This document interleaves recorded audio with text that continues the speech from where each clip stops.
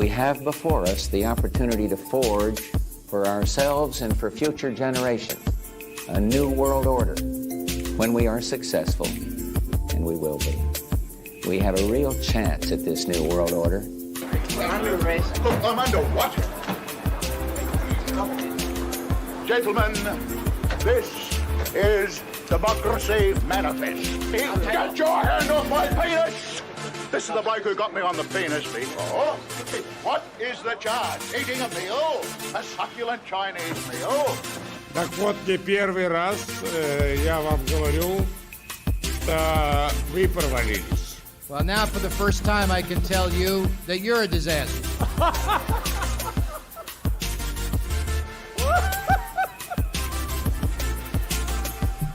So they said they were walking out the press conference. I said, no, I said, I'm not going to, we're not going to give you the $1 billion. They said, you have no authority. You're not the president. The president said, I said, call him. If the prosecutor's not fired, you're not getting the money. Oh, son of a bitch. Got fired. And we can make sure that the technologies of the fourth industrial revolution are best utilized to provide us with better lives. In short, we need a great reset. I got a new strap-on harness today. I can't wait to put it on you. It will fit my favorite dildo perfectly. You're going to look so hot. I occasionally think how quickly our differences worldwide would vanish if we were facing an alien threat from outside this world. And yet I ask you, is not an alien force already among us?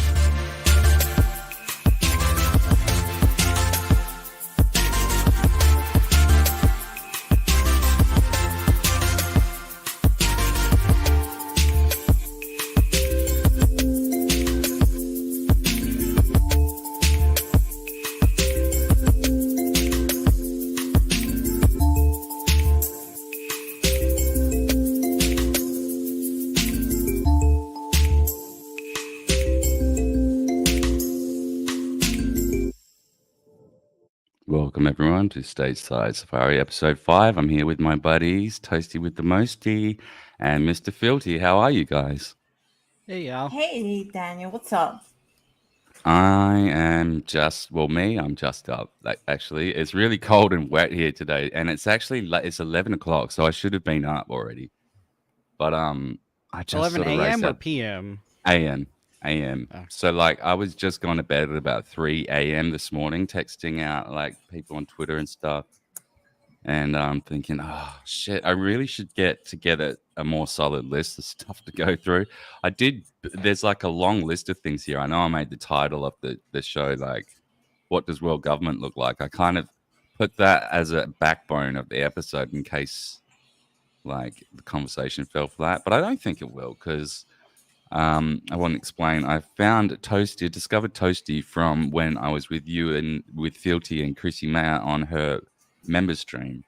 And then directly after that, I was invited on Toasty's stream, which is also on YouTube and Rumble and all that stuff. Is it? I'll let you explain, Toasty. Yeah, so we all know how YouTube is. So I do have a YouTube channel, but I also have a Rumble. And I stream on Twitter too, but Twitter isn't the same as like the other websites and stuff. It's not like you can see the comments from Twitter. It's just showing you the stream itself. But anyways, I have that as a backup because, you know, I'm too spicy. So. Sure, a lot of criminals in this. Oh, in my little intro. Yeah, but your channel it's spicy. I noticed it got pulled the other day, like halfway through the stream. It was like suspended for policy violations or something. Does that happen often? How does it? Sorry, I'm cutting through. I'll get to you in a sec, Fealty. But how does that happen usually with the? Do you get that a lot with the policy violations just for saying shit, or is it? Actually, I don't get that a lot, but I do get a lot of copy strike for like videos and music. But those things you could always appeal it. But I really don't get a lot of, you know, what you're saying. It's not so cool. You're bullying, blah blah blah. So whatever. Yeah, because I noticed it dropped out and then it came back like a few minutes later. That's weird to me? I don't know. Does that mean you get a strike on your channel now, or is that like? I do have a strike on my channel, but it was a while back. But I really don't give a fuck. I don't pay attention to it. So it's like whatever. Yeah, right. Yeah, fair enough. All right. And then last time I had, well, not last time I had Carmen Studer in, but the time before that, I attempted to have Mr. Fealty here, who is a famous clipper from Chrissy Man's channel and famous friend of many, many channels. Could you introduce yourself just real quickly? Well, I guess nowadays I'm also co-hosting the Whatever Wednesdays on Chrissy's channel and producing that. And but yeah, other than that, I'm just a former streamer from the olden Twitch days and YouTube and stuff that retired and then found Chrissy. So just having fun now. Chrissy's being fun, man, because it's like she's sort of like the melting pot for all the new and upcoming sort of. I don't know. There's a lot of real cool people in her audience that I seem to also have channels of their own and stuff. And I found I wouldn't have known who Keanu Thompson was or Lila Hart. I wouldn't have known who they were unless it was for Chrissy. I would have eventually because they're obviously on their way to stardom themselves. But it was nice to be able to just never know these days. Yeah, well, with all the banning and all the shadow banning and stuff, someone like Chrissy makes it so that people can be found in the day of hiding everything. I mean, I talk with creators all the time, and they're always asking for advice and stuff. And one of the things I've been noticing is for people to grow this day and age, the only way to do it is by sharing audiences and collaborating with each other, and that's really where Chrissy comes in. I mean, she brings in people from the comedic world to the political world to she's got all a lot facets. Yeah, she doesn't really she's not stingy, and she doesn't stick to a clique. She's just happy to know everybody, Yeah, I love that about Chrissy. She has had a lot of different, even people that I don't necessarily on her channel, and I've seen always when she brings them on, she always manages to bring out a new different human side to them. It's just interesting. So anyway, topic for today was, what does world government look like? I've been hearing a lot of shit lately about, a few things MK Ultra is one of them. The last election is another one. Have you been hearing this? World government? This is all under the banner of world government isn't the term that I've been hearing a lot, but the terms MK Ultra have been going around a lot. Martial law, World War III, and the last election. Have you been hearing these terms? Or is it just last election? You have? Yeah. Yeah, right. And see, because I sort of thought when someone's mentioned this is going to be our last election, will be in martial law before March of next year, so that there won't be really any of this discussion of whether Trump's going to be on the ticket or not. It's going to be a case of oh no, there's not going to be an election. And then I thought I just put that out there on the Twitterverse, right? Because I refuse to call it X, which I'll be cutting the feed from in about 20 minutes, right? But there was so many people that agreed with me. I was stunned. Everyone was liking and resharing and no, this sounds about right. This tracks with what I was saying. And I'm oh wow. So you guys can't see it? Because deep down, I think we have a long ways to go before we're at something like that. I think it's a slow game. They move the goalposts a little bit and then wait for the natural forgetness of people's minds to come into place. I mean, if you really think of 4 years ago, the world right now is so different than it was 4 years ago, and we've lost so many freedoms and also on step 1 or step 2 of those loss of freedoms. I mean, you just saw in, I think it was in England, they just put in place that they're going to start having more facial recognition on their cameras and everything. And they made another rule where now the police can enter your home to ensure that you put in one of the smart devices for your home heating. And so if they want to shut that down, they can now wirelessly because it has to be connected to the internet. And I was thinking to myself, I was like, I instantly said, wow, it's a good thing in the U.S. we don't really have the ability for the cops to just come in for any reason. And then I realized, oh, wait, I'm a New Yorker. And since around 2001, it's been completely legal for the police to enter your home at any time without a warrant. All they have to do is claim that there's some form of possible, threat. Exigent circumstances, isn't that what they call it? Yeah. So it's like, all the same things are happening everywhere. It's just, you start to forget. And it doesn't take long to forget. You need to confirm your form resubmission. There you go. Yeah, I didn't want the cookies, but fuck them. Quite honestly, I didn't expect for England to be able to do the facial recognition type of technology stuff, because I feel like they're so behind when it comes to their fashion sense. I'm like, they're able to do this. They always dress like they're still in the early 2000s. I don't know. They do, but they are pretty ahead when it comes to removing free. They're the head of the Commonwealth, right? And if you look across all Commonwealth nations, of which one I am in, I don't know if that's the right syntax, but I'm in a Commonwealth nation. We have dwindling freedoms by the day. And it's like, I'm just putting these comments, I'm not even reading them at the moment, but thank you all for coming in and watching this stream with us. It's going to be a little bit all over the place today because I really just wanted to chat with these guys, but I did want to try and cover a few things because it is interesting. There is a lot of people, whether we think it's going to happen or not, there's a lot of people talking about it. And it just kind of, I don't know if you guys saw it.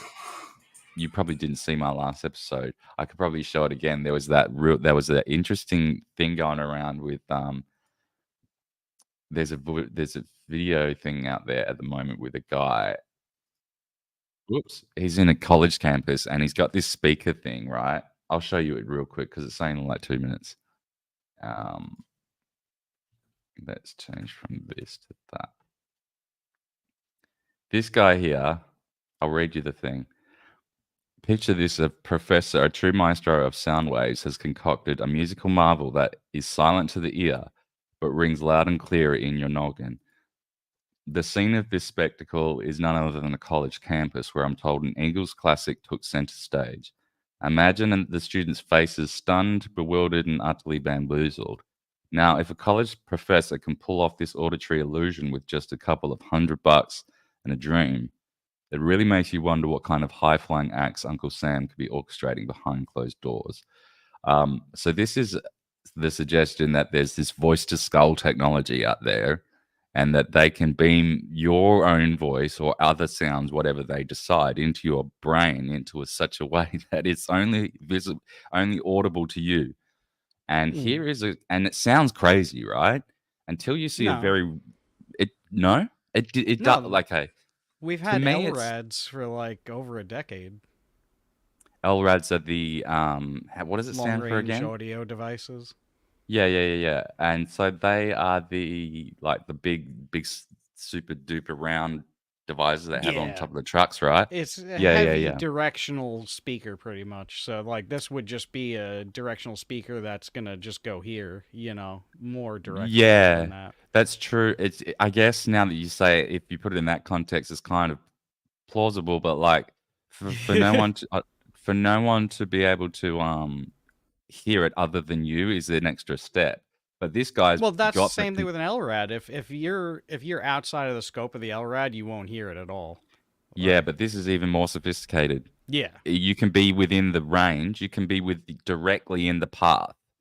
The only place it's actually audible is at the destination. And he explains this. This is not very good audio, and it's not very good video quality either. But you can see the reaction on the students' faces when he fires this thing off. He'll explain real quickly at the start. So we can't hear this. It's going. I haven't turned it on yet. It's going to blast out a 65 kilohertz beam. Because the wavelength is so small, it doesn't spread. Because 65 kilohertz has a wavelength like that. It's going to be, in that sense, similar to a laser. It just comes right out as a beam. Now, how do we make that audible? Well, they put a modulation on top of the 65 kilohertz. There's a modulation. And now, here's the next thing I have to tell you. That 65 kilohertz is very high amplitude. It won't hurt you, we don't think. Okay? You certainly can't hear it, and we don't think it'll hurt you. And it's very high amplitude. And what happens when you have two sound waves like this, sound plus sound can create sound, but only at high amplitude. At low amplitude, sound waves just travel right through each other. You may be sort of familiar with this. But at high amplitude, you can create sound. So what happens in this apparatus is the audio sound, the sound that you're going to hear, is actually created in the beam, not here. And because it's created in the beam, and it stays in the beam, we have a beam of sound. So let me demonstrate this for you. Let me turn it on. And I'm going to find the piece of music that we like. Yeah. You may not like it. The Eagles.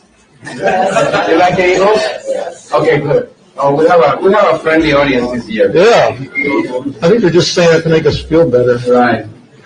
All right. Now it's on.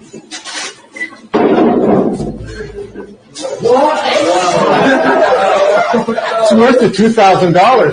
It's not our money.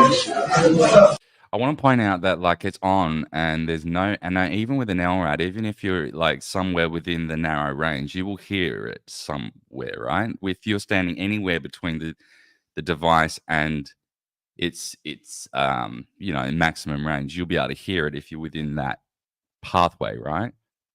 Or am I wrong? Yeah. This is even more. Yeah. This little device here is even more sophisticated, where in that the audio is only, you can only hear it at a certain crossover point within the beam of, so you can't even, so even if you're standing directly in front of it, you can't hear it unless you're at the target. And now we've got no way of validating what these kids are hearing, but if you play this a little bit longer. Now, the sound that you're hearing is being created in this beam. It almost sounds like it's coming from your head. So let me try to scan the whole audience here so everybody gets to hear this. Absolutely remarkable. Pete, are you getting it?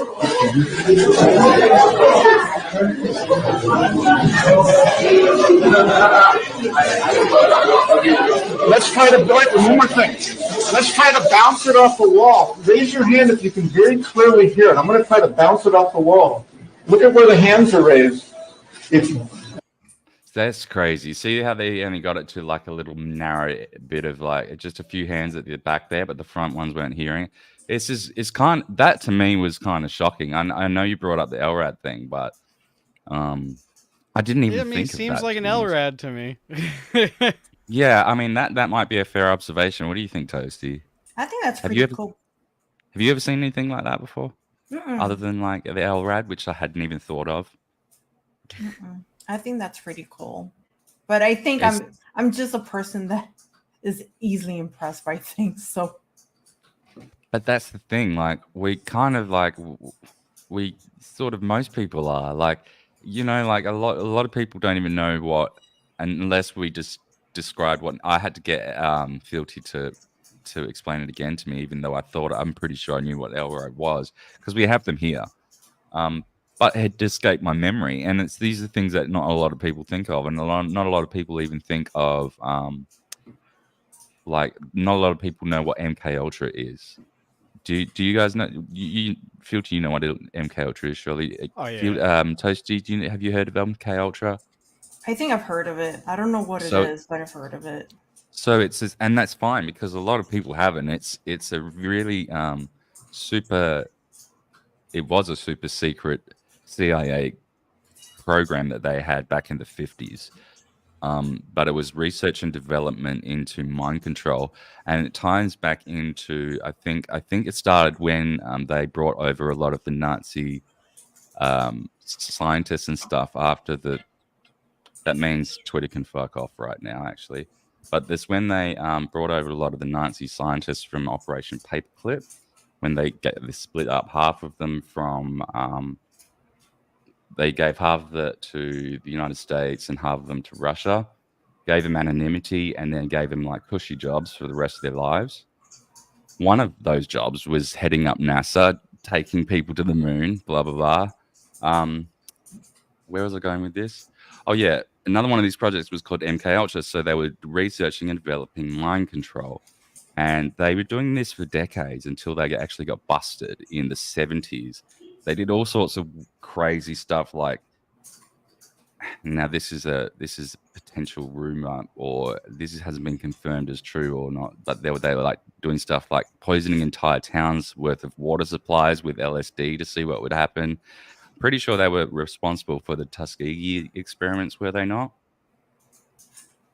I think that was a little something different. That was more so on like poisons and disease, wasn't it? That might have been something. Yeah, you're right, because this doesn't quite fit into it. But like, they I eventually... think I remember it. Like, I think I've heard of it on a, like, was it in a, like a abortion debate on YouTube? Like, it was a YouTube channel, and there's this lady that goes around on debating about abortion. Obviously, she's pro-life and stuff like that. And I think she mentioned that there were Nazis that were pro-abortion or something like that. I think she mentioned that group of people that you just said. MK Ultra, she would have. I mean, there's a lot of people that invoke it as a reason and an excuse for anything that they don't like. So like, this can be really tricky, because I know people can see some of this. Like last week, I pulled up that video, and we were in the discussion about people that have voices in their heads, just like that fellow that just went and sprayed up a bunch of crew in Maine. He was having voices in his head. Now, for someone that hasn't experienced that, like myself, it's hard for me to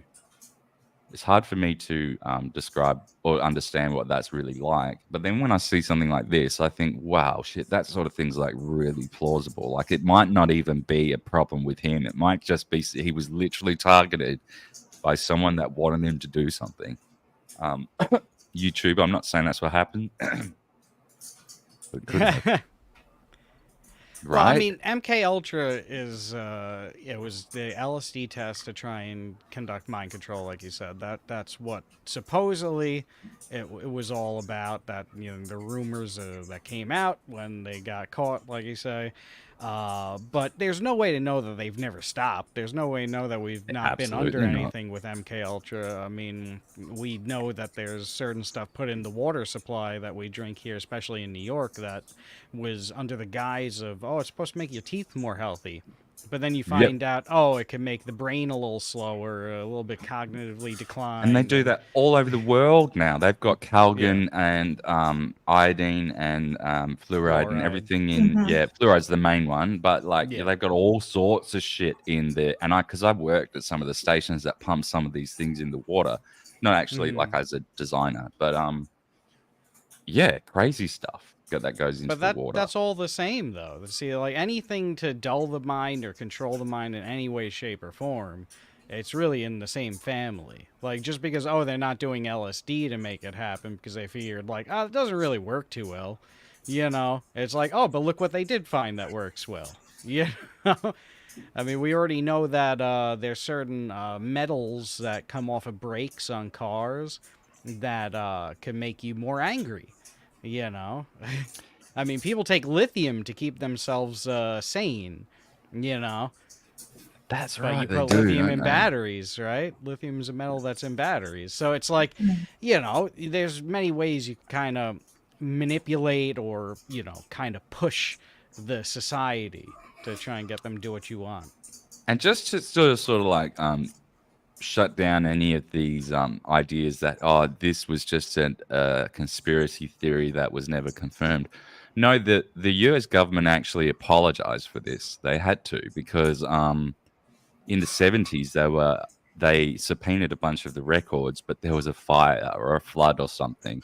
So like most of the serious stuff never got uncovered, even though it was, you know, it was bound by subpoena. But still, you know, when things are bigger than the law, it just has a way of figuring itself out, right? Well, unless $2 trillion goes missing and then 3 buildings come falling down. Yeah, with 2 planes. Yeah. I wasn't going to go that far to point out that aspect of it. But we didn't mention any date or anything, did we? That's true. You would call the number if you were in trouble, though. Yeah, I don't know. We were just thinking of like something imaginary. I don't know what you were talking about, Fealty, but You know, but wouldn't- all that information's gone. You know, it's just very interesting. Explain this to me. There is, right? I didn't know. Like, I knew there was this. Oh wait, this is fantastic. This might get me banned. Let's have a look at this. Yeah, let's do it. It's You pretty know cringe, what? but- If they banned you, you could always be like, "Oh, you're bigots." You could always use that. Yeah, exactly. You hate gays. But they won't. They see that's a detriment. Like Tim Dillon was explaining this the other week. Actually, he's like, being gay is actually sort of a detriment now. You have to be under one of these new umbrella terms like queer, or which I don't know what that means, and I don't think most people that carry that term knows what it means either. It's deliberately made as an umbrella term, in my opinion, so that the mind cult can capture even people that don't feel, don't have questions about their attractions and stuff, so that they can truly just capture anyone who's confused about anything. That's what I think. And we can see the fruition of it right here. If this doesn't scream 100% woman to you, then you're a domestic terrorist. That's my comment, but let's have a look what these fine ladies have to say. It's happening.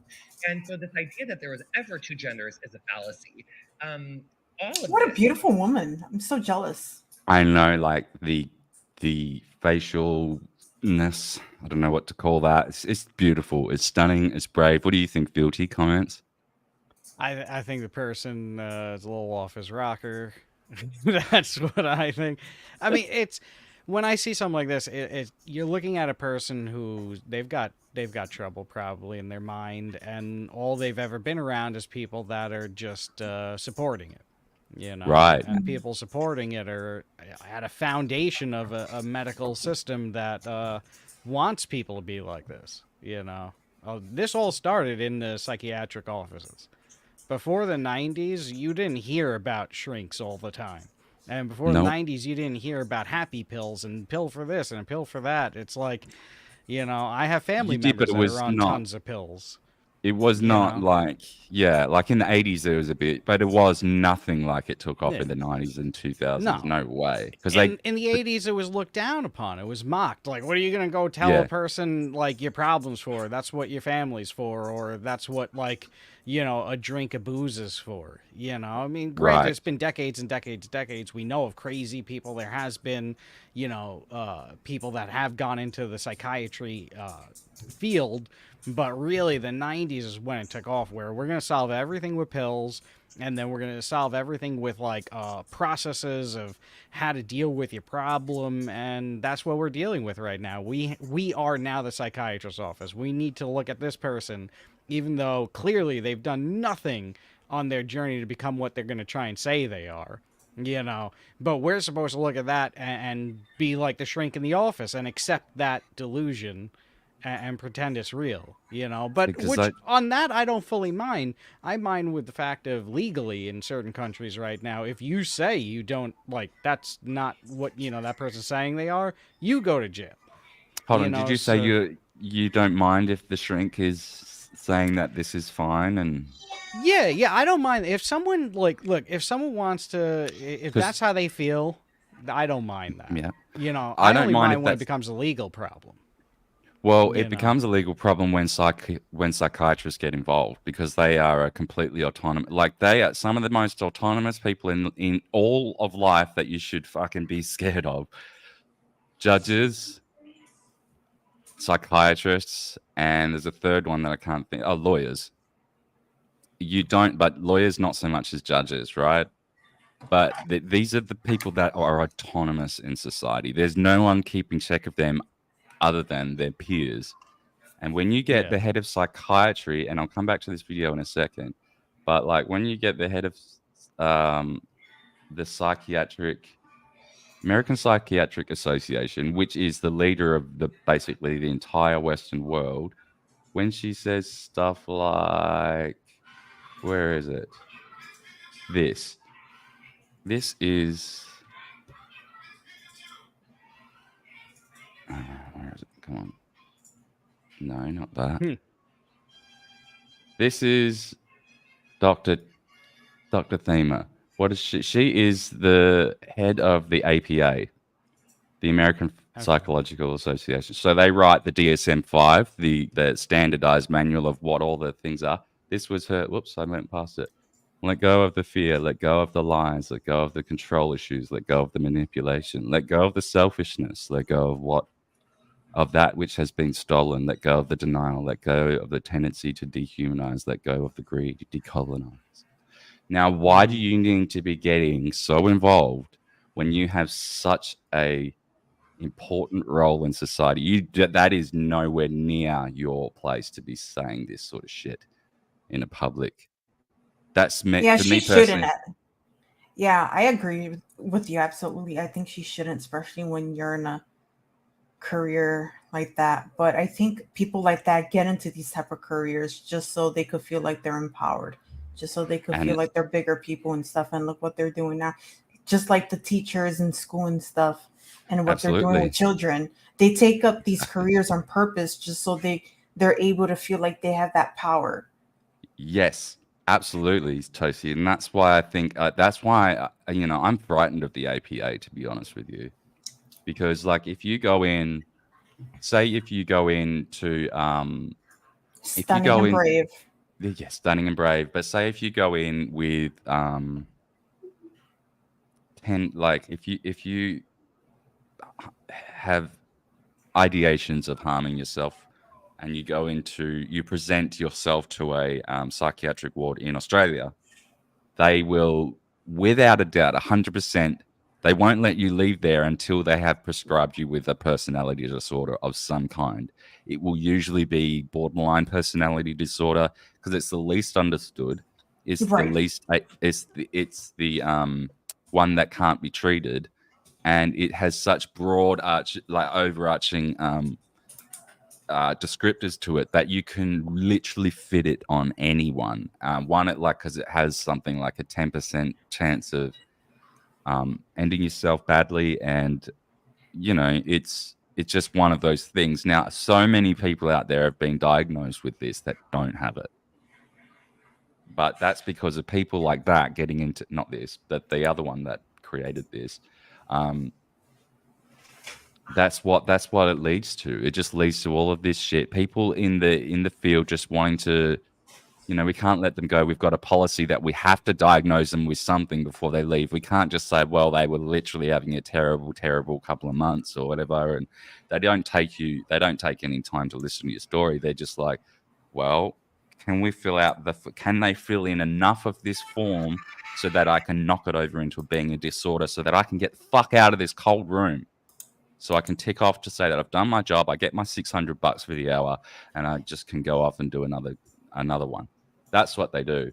Anyway, Well, that's pretty complex, though, if you really think about it. I mean, it's a mixture of multiple faceted things there. Where okay, you have the head of the whatever there saying what she said, but to bring it back to MK Ultra, the whole point of MK Ultra is to take down all of your walls, all of your mental firewalls. So give up the fear, give up this, give up your identity, give up yourself, give up like all your memories, give up your history, all the things that would defend you from someone telling you to become what, they want to control you to become. They're telling you to drop the walls down, except what they're going to tell you to be, right? Right. But then, like you say, if you go into a mental place, they're going to, Oops. hey! Wrong button. I'm still new at this. Yeah, you're getting used to the layouts. It's daunting. There's a lot to it. You get used to it, yeah. So, like, you go into a mental place, and there is the factor of, greed on top of it. They want to get you on a drug that you're going to be on for the rest of your life, right? On top of that, they're getting paid. So it's an outcome of the centralization of the world government and the socialization of governments across the whole world, where it's like, all right, this hospital or this whatever is going to get money. If you have socialized healthcare, it's coming from the government. So try and get as many patients as you can so you can get all that beautiful government money that's supposedly coming from the people, but it's really coming from the debt from the banks. And then if you're in the U.S., it's like, all right, here's this whole corrupt, medical system that's going to charge everybody an arm and a leg. If you want to even have a baby, you're going to be looking at $40,000 just from that hospital visit. Like, congratulations on your baby, though. Enjoy, paying for that. But they're trying to get the health insurance companies all the money they can from that. But after Obama, then we did have socialized health care, technically, even though you had to pay for it and you were forced to do it or else you get a fine. So it's so many factors coming together in one that it's hard to say which one is most at blame or at power in this situation. It is the MK Ultra. This was the initial goal of the MK Ultra. Don't have to do the mind control yourself. Get the world to do what you want it to do. And that's pretty accurate. Get the world to do it, because like, did I just? Oh no, I just need to go like this again, don't I? What do I? No, not that. No, not that.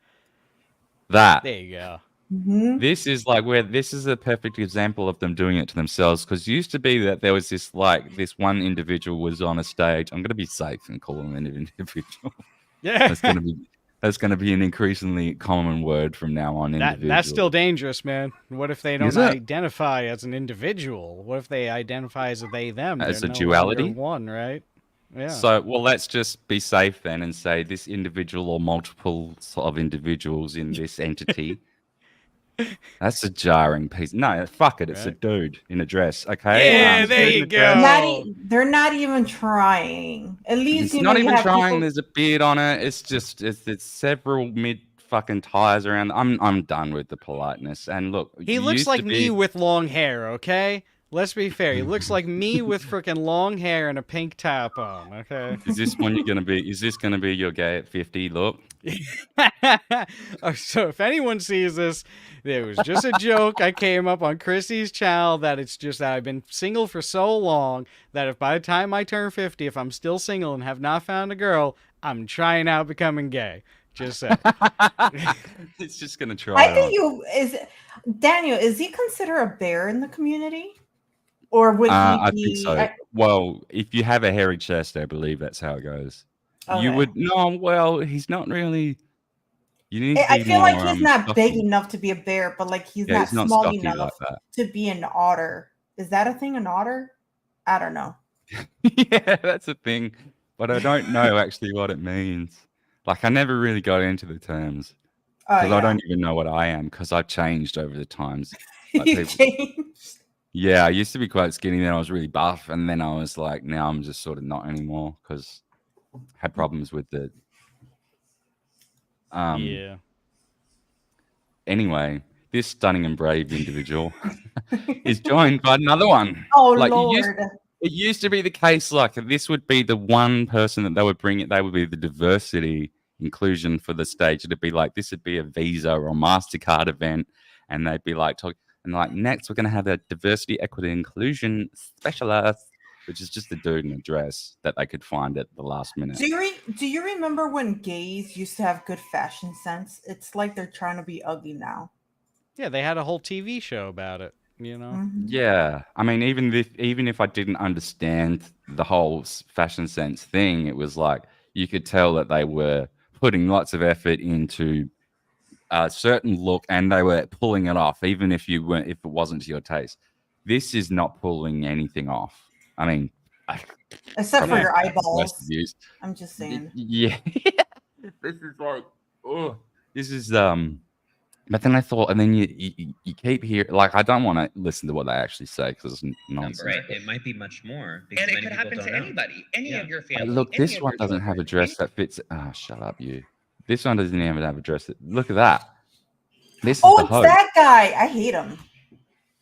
What's that? Who's this guy? So he's like, so apparently people, at least the people on the right, blame him for like the fuck up of Demi Lovato and all these other people because I think he was one of the few that came out with the they them thing, and then he started hanging out with people, and then they all kind of followed him and stuff. I think that singer, the fat one, that Lizzo. Yes. Lizzo. Apparently Lizzo. Sam Smith is a they them because of this guy. Like he goes around kind of whispering in makes people's sense. ears and like. Oh, so he's the one that he's putting it around the gender cult in Hollywood. That's the guy, yeah.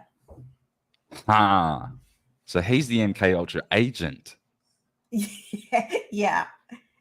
Really? Like, if we want to bring it back to that, like, he's the one that, I mean, he doesn't know it. He's probably, obviously, I mean, by the looks of his hair, he's probably a victim himself. But that's how it goes, right? Like, these guys get just pissed in their pocket, little whisper in their ear. Maybe, you know, you're 30-something, but, like, maybe you didn't figure it out. Maybe you were wrong this whole time. Maybe you are, like, not He a boy. he brainwashes people. I'm not joking. And then he's really well known, but I forgot his name. Maybe I could search it up for you. Let me just search it up.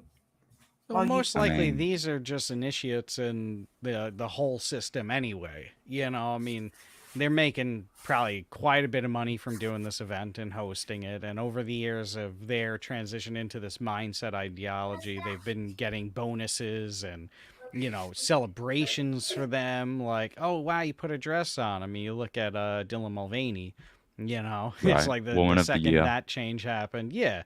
Then you'll get all these awards and everything. And you really think about, well, what are they really doing, you know, to earn what they've got? I mean, they're not actors. They're not entertainers. They just go out and say, here's my identity, give me an award.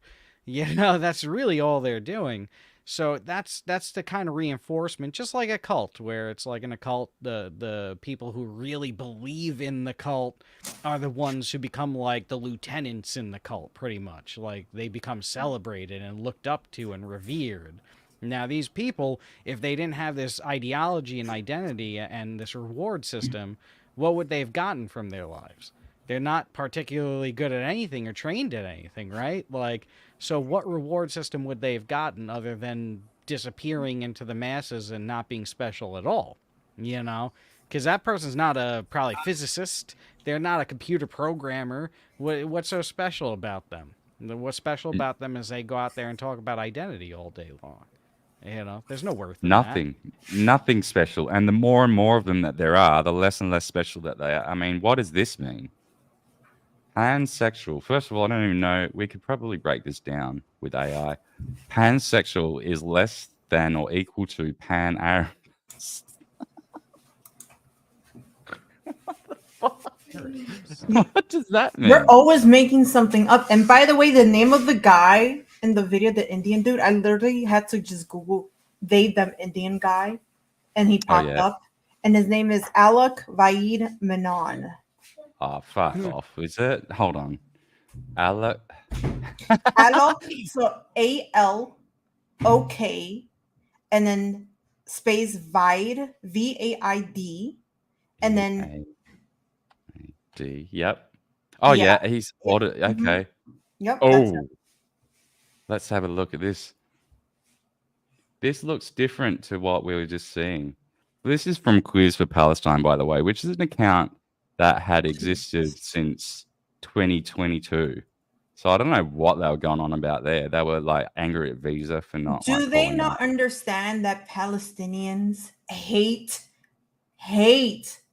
queers or anybody that doesn't follow what they follow? Like, they're really hardcore. I have a feeling that's what this little cope message was about. Pansexual is less than or equal to Pan-Arabist. I think that means that they are less important than whatever's going on over here, even if they don't understand that. So anyway, let's have a look at this child. This guy as a person. What is it? Fuck. Alok Vaid Menon is a non-binary writer, artist, and activist based in the United States who uses their platform to raise awareness about gender identity and the LGBTQ plus community. Wow, that is transphobic because there is no two or other little symbols in there. That's an outdated. Do we know what it is now? It's got like, is it 2S LGBT? It's a fucking man. It's a man. It's an unfortunate looking man. That's what it is. And that's what most of these things, like these weird, eccentric, like identities that didn't exist 5 minutes ago. That's what they all are. They're all just like they're awkward people that couldn't fit in the mold some other way, and instead of just like making your own mold, they fall into this other thing. What have we got? Whoops. Oh, if you see me on my phone, it's not. I'm trying to be rude, but I'm trying to share your channel onto my chat. Oh, no They will go worries. straight to you. So. Oh, cool. That's so fine. rude. That's not rude at all. What's up, Kevin Brennan's, and what's up, everyone else? We've got Daniel Rude here. We've got Kid Murray. We got Mike Yerby. Mike Yerby? Oh, Mike Herb. Herb. Yeah. Sorry, Michael Hatfield. We've got Nikki Rev ASMR Plus. Do you do ASMR, Nikki? Because I used to like love ASMR when no one even knew what that was. We've got Incolor. Is that how do I say that? Incolor, yeah. Incolor, I got it right. Brilliant. So we've got a nice group of people here. Thanks for coming. Yeah, so as you can tell, I'm really, really not organized with this shit. I had some I saw this thing on have you guys heard of Ozempic? Yes, actually, I wanted to get that. So I have this doctor. He's an old Asian guy. And okay, I'm going to give him credit. He's not a doctor that'll just prescribe you just pills just like that. You know, Okay. Before he does that, he'll tell me like natural remedies and stuff. So he's like this old-fashioned Asian dude. And he'll be like, oh, drink this or you take this and it should cure and all that. And I wanted Ozempic. I said, listen, I went to him like 4 times. I'm like, listen, I have thyroid disease. I want Ozempic because I want to lose the rest of this fucking fat. I lost half of it myself. I want to lose the rest of it. I'm still fucking fat. I want to be skinny. He was like, no, well, let's try this and see if it doesn't work. Then I'll give you Ozempic or whatever. And then when I come back to my appointment with him, he's just like, oh, well, I looked up the symptoms and stuff, and it's not good for you because my nose ring is falling out of my fucking nose right now. He's just like, no, I can't give it to you because you have thyroid disease and you could get tumors there, so you can't take it. But now they have commercials of it and stuff. It's super popular now. Yeah, like to the point of where they were. I mean, because it's sort of these pharmaceutical. Whoops! These pharmaceutical commercials Sorry about are that, like. my kid. No, you're fine. These pharmaceutical commercials are super like weird to me. They're foreign to me because that's illegal in my country. Like to even have those what do they have? Those lead-ins on like Bill Maher's show and all those news programs. It's like, this is sponsored by Pfizer and Moderna and all that. They can't do that here. They just can't do it. And is that just for pharmaceuticals or just all companies though for the lead-in? No, they're for certain industries. So like pharmaceuticals, cigarette, like tobacco, you can't do it. You used to be able to, but you can't. You haven't been able for a very long time. Alcohol, Tobacco's you still can. The same here. Yeah. Is it? Yeah. Alcohol, you still can, but only in certain like situations. Like they certainly have all of the. I don't know if they're even allowed to advertise on like footy fields anymore, but they used to have like all the advertising on on football stadiums used to be just all tobacco and alcohol, but then they removed all the tobacco ones, and then it was just alcohol. And now we I don't used to even have know the if they've tobacco got as any well, though. That was everywhere. It was the Marlboro Man. You had the commercial where he was on a horse riding around like the big open plain, smoking his cigarette, being the Marlboro Man, But they got rid of that. Yeah. We had sorry, Toasty, I didn't mean to are you trying to talk? I didn't mean to mute you there. No, that was me. That was me. I was just telling my boyfriend in the back that I'm hot and he should put the fan on. Oh, right. Yeah, it's actually freezing here, so it's weird. We're on both different ends of the planet, but yeah. You're in New York, though, right? So, but you're both on the East Coast, aren't you? I'm guessing if she's hot, she's got to be Southern East Coast then. No, I'm actually in New York, but it's just like I'm wearing this, and it's guess I'm making it I'm hot wearing now. this, the thing you can see through very easily. And it's thin, but I'm a woman. My body. But it temperature holds just the changes. heat.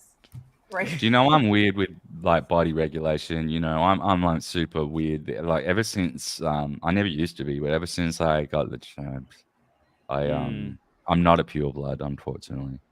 I would like to have been, but you know, there were certain circumstances which I won't go into. Yeah. But I've had problems with it ever since, and then like I've always been a sweaty guy. It was like hard to regulate. Like last night, I could barely sleep at all. Air conditioned on, off, on, off, on, off, on, off. Even though it was like pouring, raining, it was just like I was up and down. Sometimes I have to have 2 showers in a night, and then sometimes I'll be sweating so much I need to change my sheets. It's just like it's been 3 years like that. I kind of understand you because I don't sweat a lot. However, I'm the same way, but I get cold very easily, and I think it has to do with my thyroid disease. Right. And we were talking. So with the Ozempic thing, sorry, I think I cut you off. You didn't end up. This is probably a personal thing that I shouldn't be asking you. So maybe I'll ask you off thing. But like, because did you at least discover that it was what is your current opinion on Ozempic anyway? Let's put it that way. I know it's for diabetic people, and there's a lot of there still is people kind of complaining about it, like diabetic people or people that knew or know people with diabetes that do take it, and they were complaining about like how can you use this for weight loss and this and that, and there's what do you call it? They're low in stock and stuff like that. And in my head, I'm just like, well, shut the fuck up about it. You know what I mean? Just like be quiet. Just let people lose the weight the way they want to lose the weight. But it was kind of new. It was kind of new. Yeah. That tracks a little bit with kind of this thing that I'm picking up on. Like I don't even think I haven't looked or asked. But I don't think it's even available here. It might be in a different form. But they certainly don't push that sort of shit. But there's this overwhelming, like I'm hearing it everywhere, like all over YouTube. All sorts of people are talking about it, usually not in a positive light.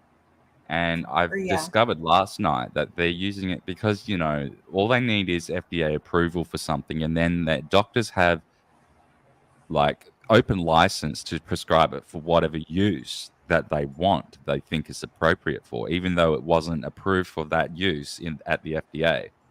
So when I wish there was another medication that just a few years ago had that same wide open use case that could have really changed a whole scenery of situations. Well, under normal circumstances, it would have been. It would have been. Oh, yeah. It would have cost next to nothing. But for 60 years. For like 6 cents a piece or something. Are we even allowed to say the word yet? No, don't say it. Oh, fuck. People know what we're talking about. Yeah. They know it. Begins with I. Anyway. Or H. Or as you would say, H. Yeah. Well, no, people pull me up on that, so I try and watch my H's. But I literally saw like last night, was it like fucking Bill Maher? He was like literally advertising it on his show, and it was stuff like here we go. I'm just gonna keep putting it into the same. Wait, he played a commercial? Oh no, almost like it was kind of like they were doing a live sort of commercial of it, sort of for the Ozempic. Yeah. Okay. So this guy, a lot of celebrities song. All I'm hearing is a song from the commercial where it's like, Ozempic. Yes, and yeah, even I know that fucking song because I've heard it on YouTube and stuff. Because it's like catchy. It's just a rip off of it's magic. I think there's whatever that. I forget what band that is, but I know that song. Like, So I said this last night. This is absolutely wild. How can you do this with a straight face? This should be criminal. This is from Erica Bunte. This is Lila Hart's husband. a 3-minute, and I think because Eric and Oh, Lila do Lila, like her filmmaking, husband. don't they? Wait, so he has his Yeah. account back finally? Oh yeah, he's had it back for a while. Oh, okay, I didn't even know he had it gone. Was it gone for his documentary that they did? It was somewhere around the Eliza Blue stuff. He had lost his account, or maybe a little bit Right. before that. Anyway, he's back at Eric Abante, so it's same handle. It looks like. Yeah, same Yeah. account. He got it back. Yeah, he posted this, and it's a 3-minute uninterrupted commercial for Ozempic on Bill Maher. Ozempic will have a bigger effect on society than AI. And Musk pushes back. Sounds like we should be getting it put in the water because everyone has something they're addicted to. Now he goes on. Whoa, that's sorry. I mean to blow your eardrum. This guy, right, comes on, and it's like there's this push from the top to get Ozempic everywhere. And not mean literally in the water, but like maybe. Because it's not just for, as you said, even though it might have been originally approved for people with diabetes, it's actually being used for everything, every sort of craving, not just food, but like drugs and all sorts of stuff. And here we go. I'll just play this. And I have to get the explanation. You say Ozempic, which is the weight loss drug. Yeah. And there's three. There's Ozempic, Wegovy, and Mounjaro. Yeah. I think the people naming these are on drugs. So is that the same drug, Mounjaro and Yeah. Ozempic? Yeah, so they basically, all three of them do the same thing. It's just, I think the, what do you call it? The, what's in it's a little different.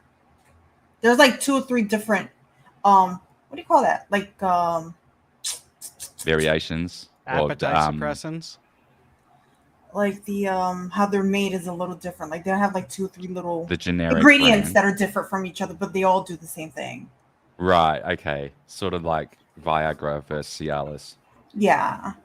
That's probably Yeah. a bad analogy, but I wanted it so fucking bad. When I was walking home from the fucking doctors, I was crying because I wanted to lose weight. do you I don't want to get too personal with it because it's on No, go ahead. do you feel relieved now that you don't, or do you still kind of want it real bad? I 'Cause get I'm it. hearing some horrible shit about it.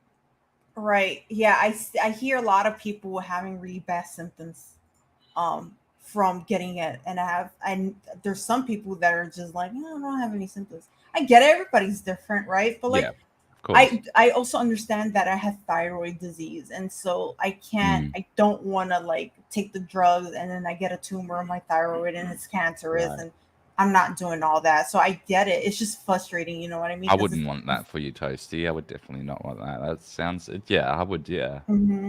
Yeah. So, You know. but it's very difficult to lose weight with thyroid disease. Like it's very difficult. But I do I've heard, the yeah.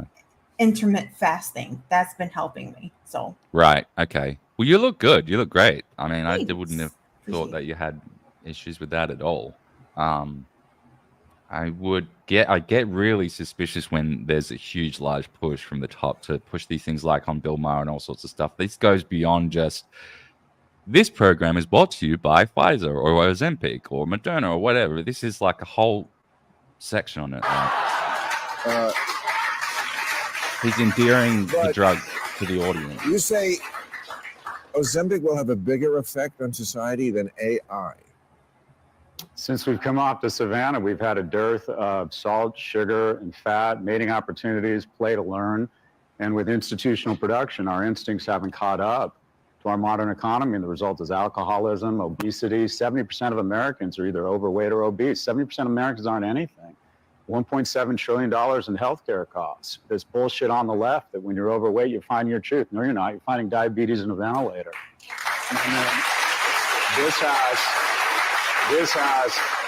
This has an enormous opportunity to, General Mills, McDonald's are essentially litmus tests on obesity in our nation. More people die in the pandemic of obesity than in any year during COVID. The bottom line, Bill, this is scaffolding on our instincts, to upgrade our instincts to institutional production. No one ever walks into an Arby's, looks around and says, this was a good idea. I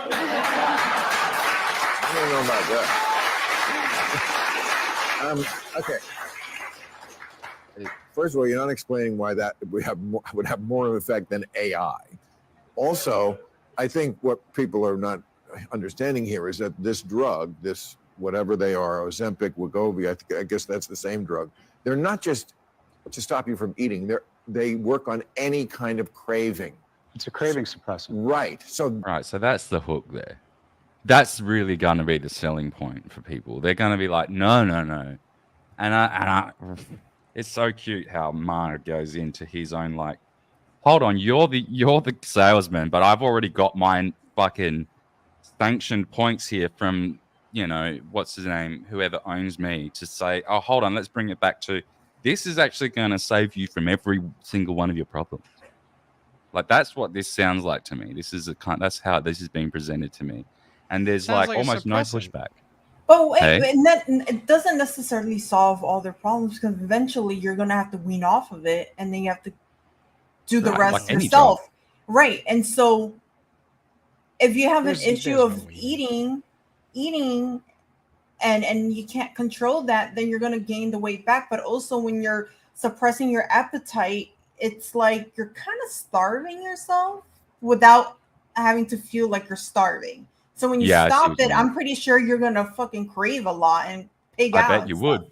I bet there'd be a massive relapse that goes on. And I bet there is. And I bet that just sends them right back to the doctor's office and puts them on a higher dose of whatever the shit is. It's an injection, isn't it? Yeah. Yeah. Mm-hmm. It's a needle. Yuck. Fucking hate needles. I think you're going to go to the doctor way earlier than that. I think if something's a suppressant, it's suppressing you. How is it going to get you to not want to eat? How is it going to get you to not feel hungry? How is it going to get you to have your body not realize it's starving? You know, at what level can you starve yourself? I lost over 137 pounds not that long ago. Gained back about 50 so far, but I did that all on my own. No aid, no nothing, no pills. I just dieted and I ate less than I burned. And I did it every day, and it wasn't a short time. It took about a year, and it was tough. But at the same time, it's like, what is it doing to you to make you not hungry, to make your body not realize it's starving? And then they're saying, oh, it suppresses more things than that. So what is it suppressing in you? Who are you when you're suppressed? It sounds to me like... To me, from my very rudimentary understanding of the brain, this is going to sound really stupid to people that understand it out there, but to me, that sounds like it has a whole lot of scary amount of agency over your serotonergic and dopaminergic systems in your brain, which are your reward. And they're the drugs that say this is good and this is important. That's also going to screw up with, all sorts of like conditioning in your brain. So you're going to be conditioned as I don't know. It's just like that. Once you start messing with those central systems of the brain, you really aren't just dealing with a narrow thing anymore. You're changing the whole fucking brain. And you change forever too. What people don't realize with a lot of these psycho, drugs, you are changed for either a long time or forever. There's some drugs like you could do for a week, and to get off of it, it's going to take you 2 months to just wean off of it, and you'll never be the same after that. I'm on 2 of those right now. It's crazy. I have family members been on it for their whole life, and the craziest thing is I've always asked them, like, maybe it's time to work on a process of getting off it. Like, this thing was only supposed to take care of your stress and your anxiety, but like, you're retired, you're at home, like, what are you anxious about? And the person refuses to even broach the subject. And I keep on saying, like, find a shrink to maybe give you a process to work through it. Whereas this person's shrink literally doesn't talk with this relative of mine, it's not like a shrink where you go in and actually talk about stuff and work on processes to kind of work through things. No, it's here's your prescription. That's all it is. They're drug dealer. That's not a proper shrink. So a shrink is supposed to, we call it, well, obviously they're divided into different titles here. A psychologist. Now, a psychiatrist really does just watch you. They analyze you. They give you forms. They're supposed to do it over a period of weeks and months so that it's proper. But most of the time, it's just one appointment, which will cost you $600 or $700. They will watch you fill in a form. They will watch the way you fill in the form, not even read half the fucking answers because that's not what's important about the form. And then they write you a drug. That is a psychiatrist. Now, a psychologist or a therapist, counselor, they aren't supposed to teach you what to do with your life. They're supposed to help you figure out what your problems actually are so that they can at least be, guide you along that journey of, you can figure your own problems out yourself. You've got the capability of doing this. And also with that, you have the capability of pulling yourself out. You just can't see it yet. And usually the reason that people are scared to broach that topic, like you said, Fealty, is because they are like, fuck, I don't even know what's wrong with me. And I feel stupid for saying that because I feel so terrible inside. But I don't know what my problem is. In this case, that's not the situation. In this case, it's literally this person never actually went to anyone to actually talk. They were referred this doctor by another family member who were pretty much pill pushers themselves. Like if you had even a little ache and pain, they were like, here, take an so this Advil. is just like doctor shopping. Yeah, it's literally the person, they're hooked on it now. Like anytime they try and sort of get off of it, it's like now all that anxiety comes back. Because you've been dulling it for now decades. And if you're going to try and get off of it, all of that's going to come back like tenfold. And how do you get off of it? If you cure anxiety with a pill and only a pill without any processes or anything to realize where is it coming from, how to deal with it, what can you do, or try and become better in any way, shape, or form, you're never getting off of it. So this Ozempic thing is that much more terrifying to me, where it's like, okay, it's going to solve your eating problems. It's going to solve this problem. It's going to dull all these senses. You're never getting off of it. And if this is something that causes cancers and tumors and all other side effects, it's going to get you addicted to it so hard, probably worse than any like hardcore drug out there. Because 100%. Imagine all of that dullness wearing off. Now you're ravenous. You can't ever stop eating enough. And then from that too, every type of addiction is going to take over. You're so ravenous for food, you're going to try and get yourself to not eat food. So then you're going to start smoking cigarettes to appease that and then drink. Yeah. All those systems want something. Come in. You will be so wrecked. You're never going to get off of it. Right. And imagine with the people with eating disorders too. Fucking you have eating disorders. Yeah, like say you have an eating disorder, you starve yourself for years and you kind of get back to like eating again. You gain all that weight and you're like, oh fuck, I'm fat again. What can I do? Go to the doctor and be like, hey, can I get Ozempic? Okay, sure. And like Mr. Fealty said, you could get addicted to it. You could like always use it all the time and not want to stop because you want more. It sounds almost certain like that'll happen. The way that they're pushing this so much harder than they ever push like Zoloft and Prozac and all that shit that is now never heard of because they're like, oh no, that's bad. You shouldn't be on that very long. Like Valium, they almost never dish that out. And the Xanax and stuff, they're like, well, they do dish it out, but they give you a big talking to beforehand. They used to just hand that shit out like lollies before, but they'd never pushed anything like they'd seen Ozempic. This is the first time in a long time that I've heard of a new wonder drug coming out of the United States that seems to solve all these fucking problems. I even think you could get it online too. There's like even online doctors. There's like I think like a website with a doctor that'll just be like, oh, you need Ozempic? Okay, I'll just prescribe you Ozempic. Or I think you can even get it in bulk too. Maybe I'm wrong, but I think I've seen it. Maybe if you go through something like BetterHelp or something, that scam of a site. Ozempic is available in Australia. Shit. Don't do it. Don't do it. I'm not doing it. I don't need it. He's a skinny queen. He's already skinny. He doesn't need it. I've never been overweight. I don't have, I quit smoking in 2020. It cures everything, Can I have your though. metabolism, Don't you understand? Daniel? You're addicted to not being addicted. This is going to cure your addiction to not being addicted right now. I mean, I smoke a little bit of weed here and there, but not as an addictive thing. See, you have a problem, sir. You need to take a Yo, pill yeah, to get off of that. Or no, it's a shot, apparently. No, it's just like, it's not even an addiction for me. My friend it used to Nacho. be.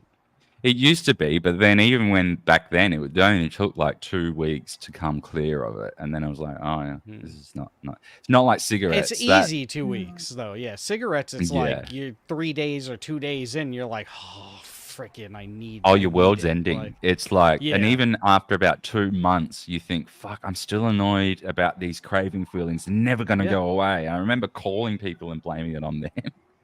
I've gotten once, I got off of cigarettes for like a year and a half. Well, actually, freaking the last Content House, I was off of cigarettes for a little over a year because I was on my weight loss journey and everything.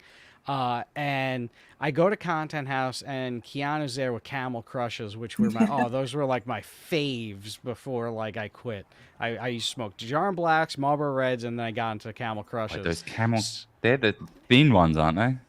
No, they're not really thin. They're regular Oh, size no, kind I'm of thinking of cigarettes, someone, but yeah. you pop a little thing in it and it makes it a Yeah. menthol kind of flavor, hate which is those. I amazing. used to smoke. It's so good. So But we all like, smoke so green she now. like she had them and like we just finished the Content House and everything, and I was like, oh, let me get one, like just one as celebration of this. And then I got back to New York from there after smoking multiple of her cigarettes, and I was back to smoking. This is when I saw you smoking a cigarette out in the middle of the bushfire smoke in the. Was it bushfire? Oh yeah. It was That was bushfires. yeah, because they were saying like, oh, Like- stay inside. The air quality is not good and stuff. So I went out to the freaking park, and like I was Looked like yeah, Venus. stay He's got a cigarette inside. in his Like, mouth. Do you guys remember the pink Fresh air. cigarettes are made for women? Sorry. I kind of This remember. was that. sorry, Toasty. Do you? I don't know if they had it in Australia, but have you seen like the pink cigarettes that they used to make for women? It was like little pretty pink cigarettes that looked feminine. No, but we had thin. They were like half the width of they were less girthy than a normal cigarette, and they were ultra thin, and they were like all white.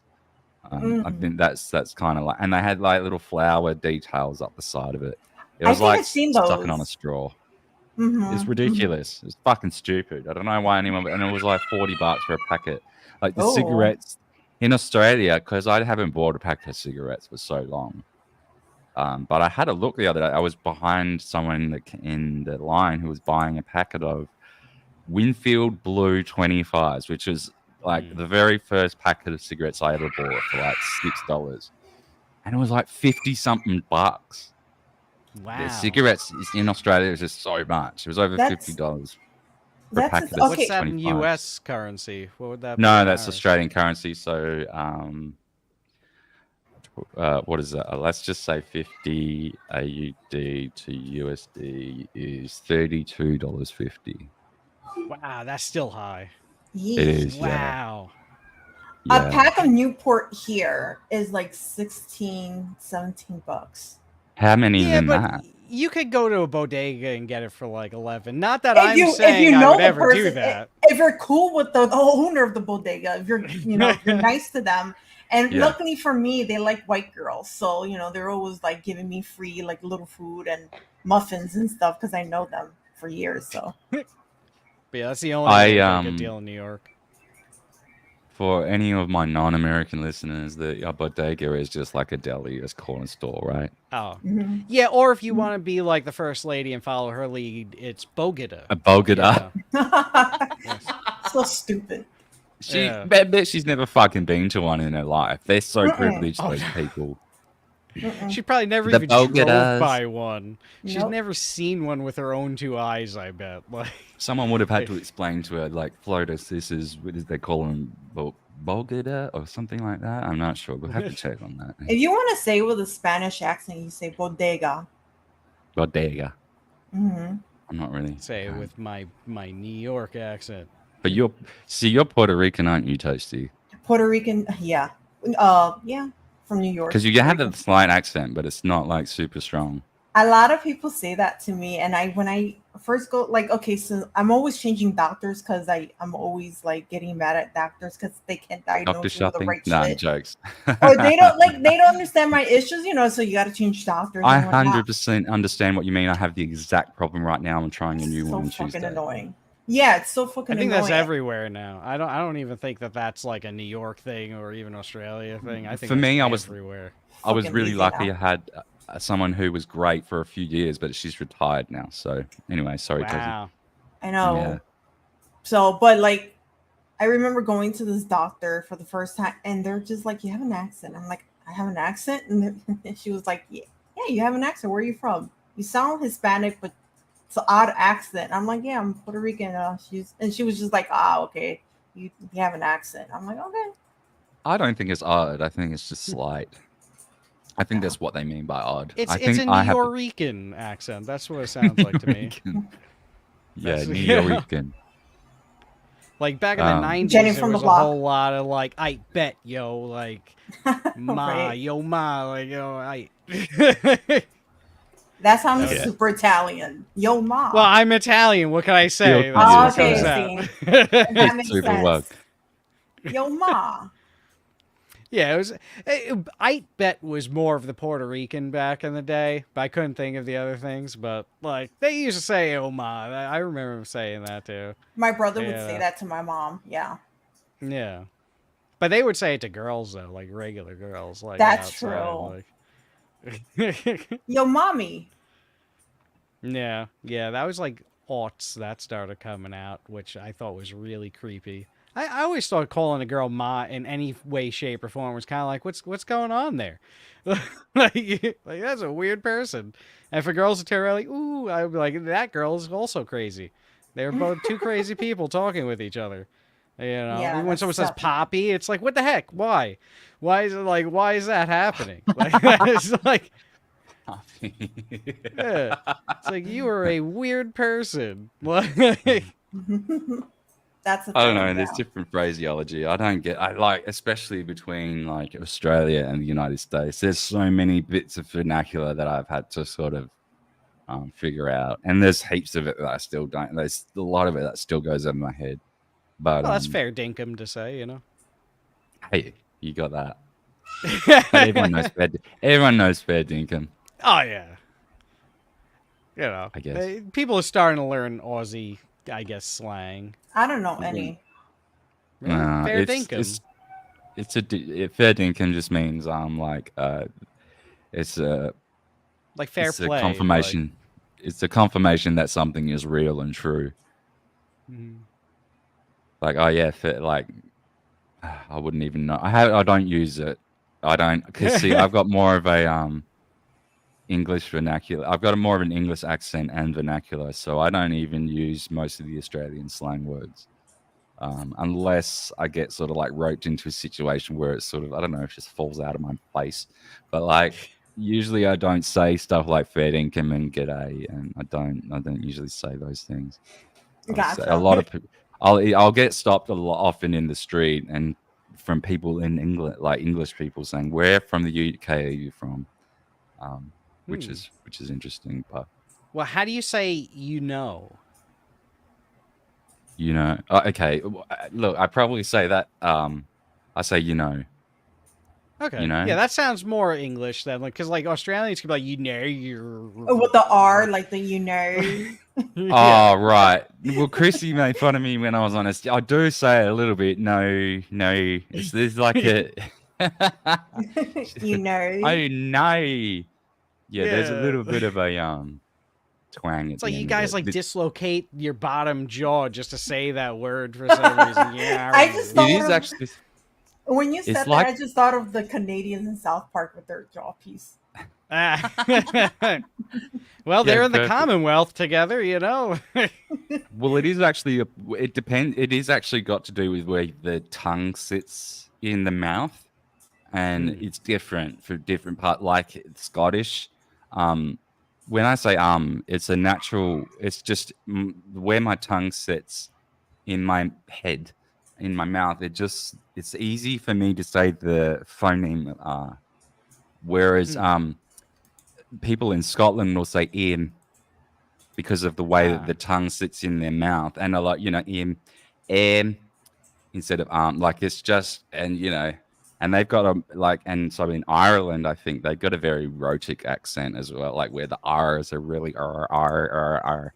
Same thing, and I think that's where the American accent has also. I think part of that is even though you've got like 50 different accents, so does Ireland, but they're all rhotic except for the only one that's not a rhotic accent really is kind of the one in Boston where they say "ka," which is "ka." It's really odd because it's sort of like it's an incongruous word in the middle of a sentence, like I'm gonna pack my car. Like what? Where are you from? What the fuck does that mean? But anyway, that one's a tough one. I like the southern accent the most, so I do like me that too. kind of like southern drawl, I really like that. Yeah. Like when a girl speaks out, I'm like, well. Then again, I like girls with just accents in general. If you got to hear something all day long, I'm not that big of a fan of like the kind of like Brooklyn-y, like kind of Italian. Is it because it sounds kind of trashy? Not as like trashy. It does. It's like, oh my god. So like, I can't really do it. It's like, so like Masha, she went out to the park, and I'm just telling her if I see her one more time, I'm just. I mean, that sounds super Jewish to me. Yeah, it's kind of like a Jewishy Italian. It's like Jutalian, but it's like a lot of Brooklyn has like girls that have that kind of like, it's just like, I hear that, and I'm just like, I guess it's because of what I grew up with. I'm just like, nah. Sounds like Fran Drescher. You want something different. You want to hear something different. You don't want to hear like something that you hear basically daily. Yes. I feel that's what it is. Like, I don't know. I mean, I like the rest of New York accents. You get a little. I love bit the in New there York of the accents. New York accent. They're quite shrill sometimes. They're hard to hear sometimes, but I love it. It's very full. But mine's mostly gone. Like if I get angry, the Brooklyn comes out. But I can't even tell with you. Yeah. I guess because I'm well trained in speaking. I don't know. Yeah, I try not to have that accent, but I guess it just comes out naturally. And then when I meet people, they could tell. But then it's funny because I sound too white to other Puerto Ricans, and I sound too Puerto Rican to people that are not. That's how Puerto it always Rican. goes, though. It'll always go that way. If you get angry, you're probably going to sound like Rosie Perez. I have no doubt about that. I do. When I get very angry, I go, yo, motherfucker. Like, Stookie, you're so stupid, Stookie. What you talking about? Like... Oh. Gotta love New York. There are a lot of different accents, except for Staten Island. Staten Island can go screw themselves. Oh. See, I wouldn't understand. I don't understand the turf wars too much. Like, it's an island that, like, I mean, like Long Island's an island, but like out of all the 5 boroughs, Staten Island's like you got to spend like I think what is it, $20 for the bridge to go there. And like the only reason why you go there is to get to New Jersey, pretty much. Or you go to the mall out there, but it's like, why go to the mall out there if we've got like Roosevelt's in like Long Island? There's other options. So there's really no point for Staten Island. The only people who end up living out there are either like city workers and stuff like that just want a cheap house. That's the only reason. New Jersey like a shithole? Oh, yeah. Yeah, so why pay $20 to get there? I mean, Jersey Gardens, Atlantic City. Maybe you want to go to Pennsylvania and you don't want to have to drive through Manhattan, so you go through Staten Island, Jersey. Then it's a detour more than a destination. Exactly. And nowadays too in Manhattan, they're making they're setting up these cameras. So like from the south side of Manhattan to go to the north side of Manhattan, you got to start paying a toll now.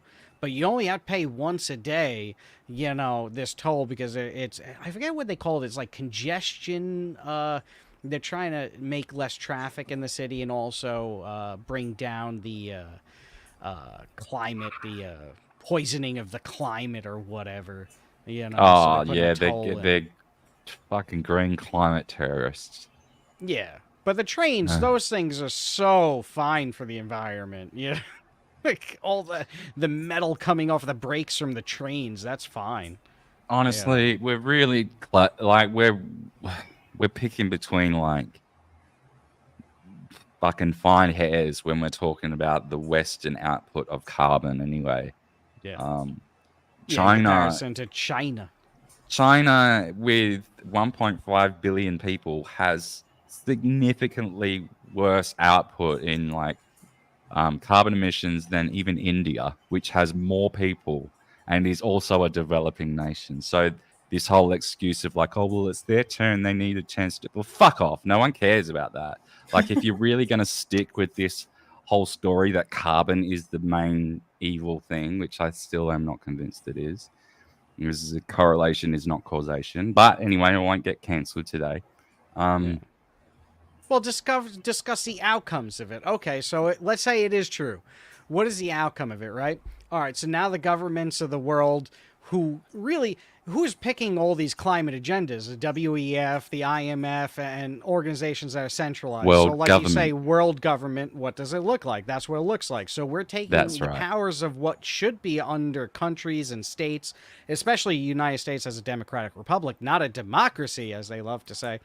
You know, the states should be able to individually choose exactly what that state's going to do, because you know what? Iowa might have different needs than New York has, even though New York State itself does have very similar needs to what Iowa would have, because a lot of farmland there. You know, so if you come in and say, oh, there's a certain amount of carbon you could create, and now you tell the farmers, like, oh, well, also nitrogen, or, you know, they need that for their plants. That's what make the plants grow nice and big and fertile and everything. We get it from bird poop. That's how you do it, and that's how we've fed all these people.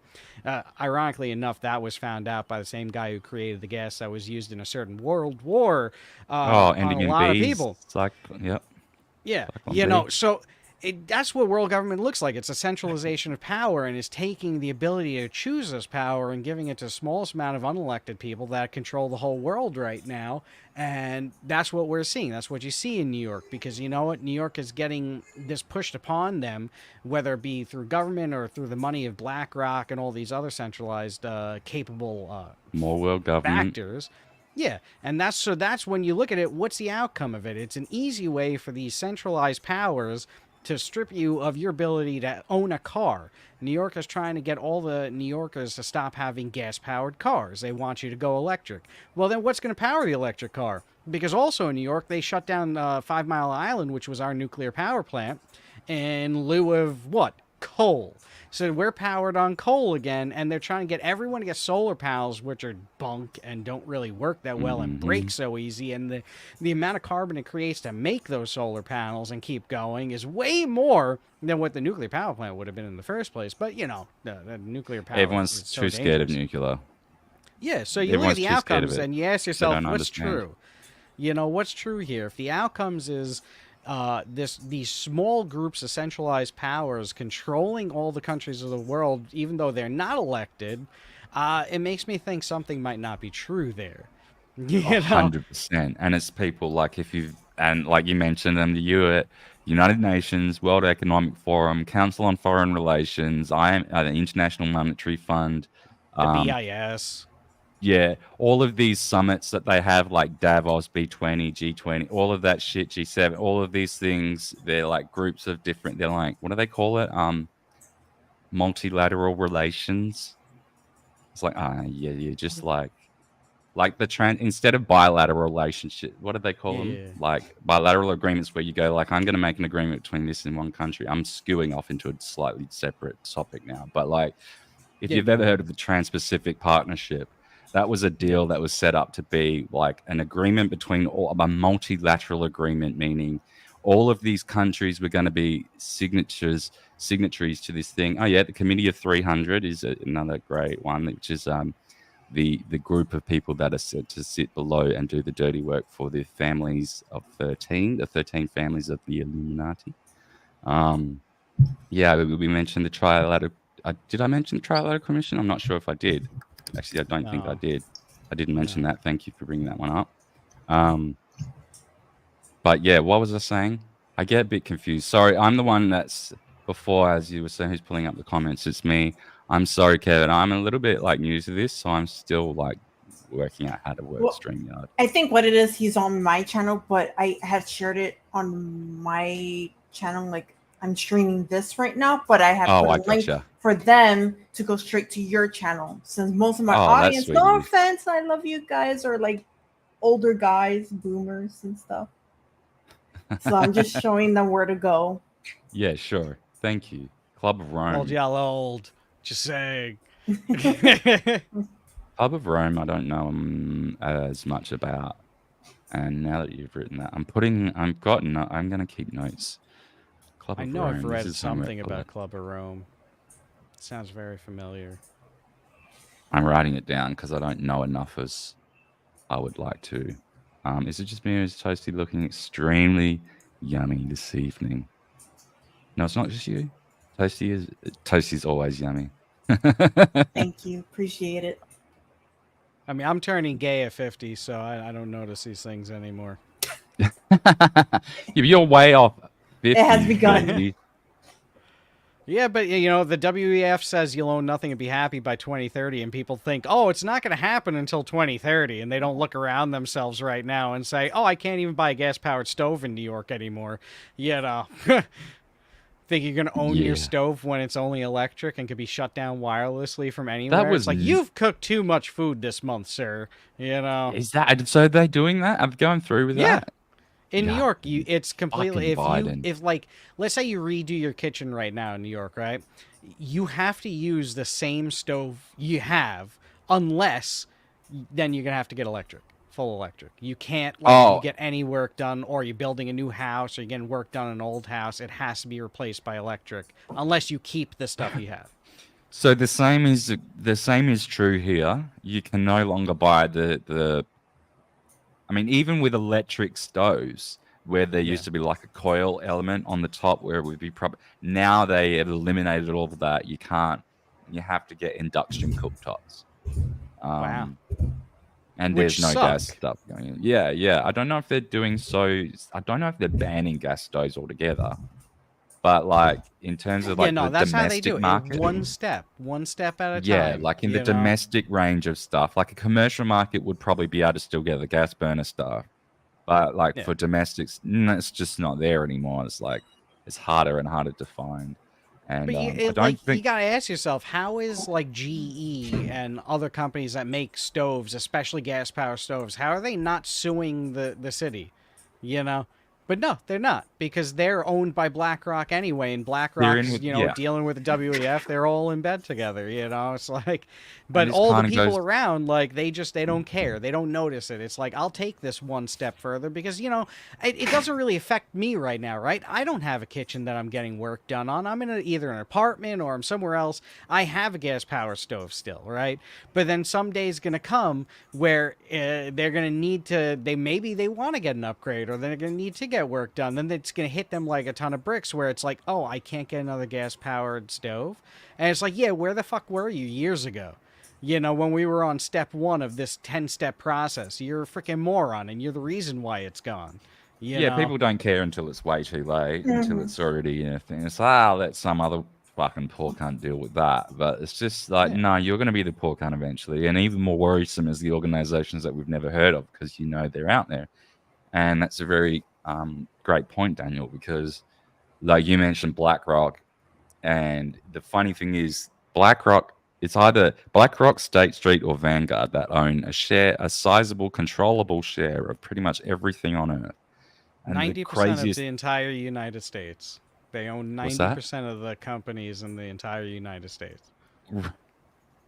That's insane to think. 90%, it would be more than that. And the thing is, like, they own each other.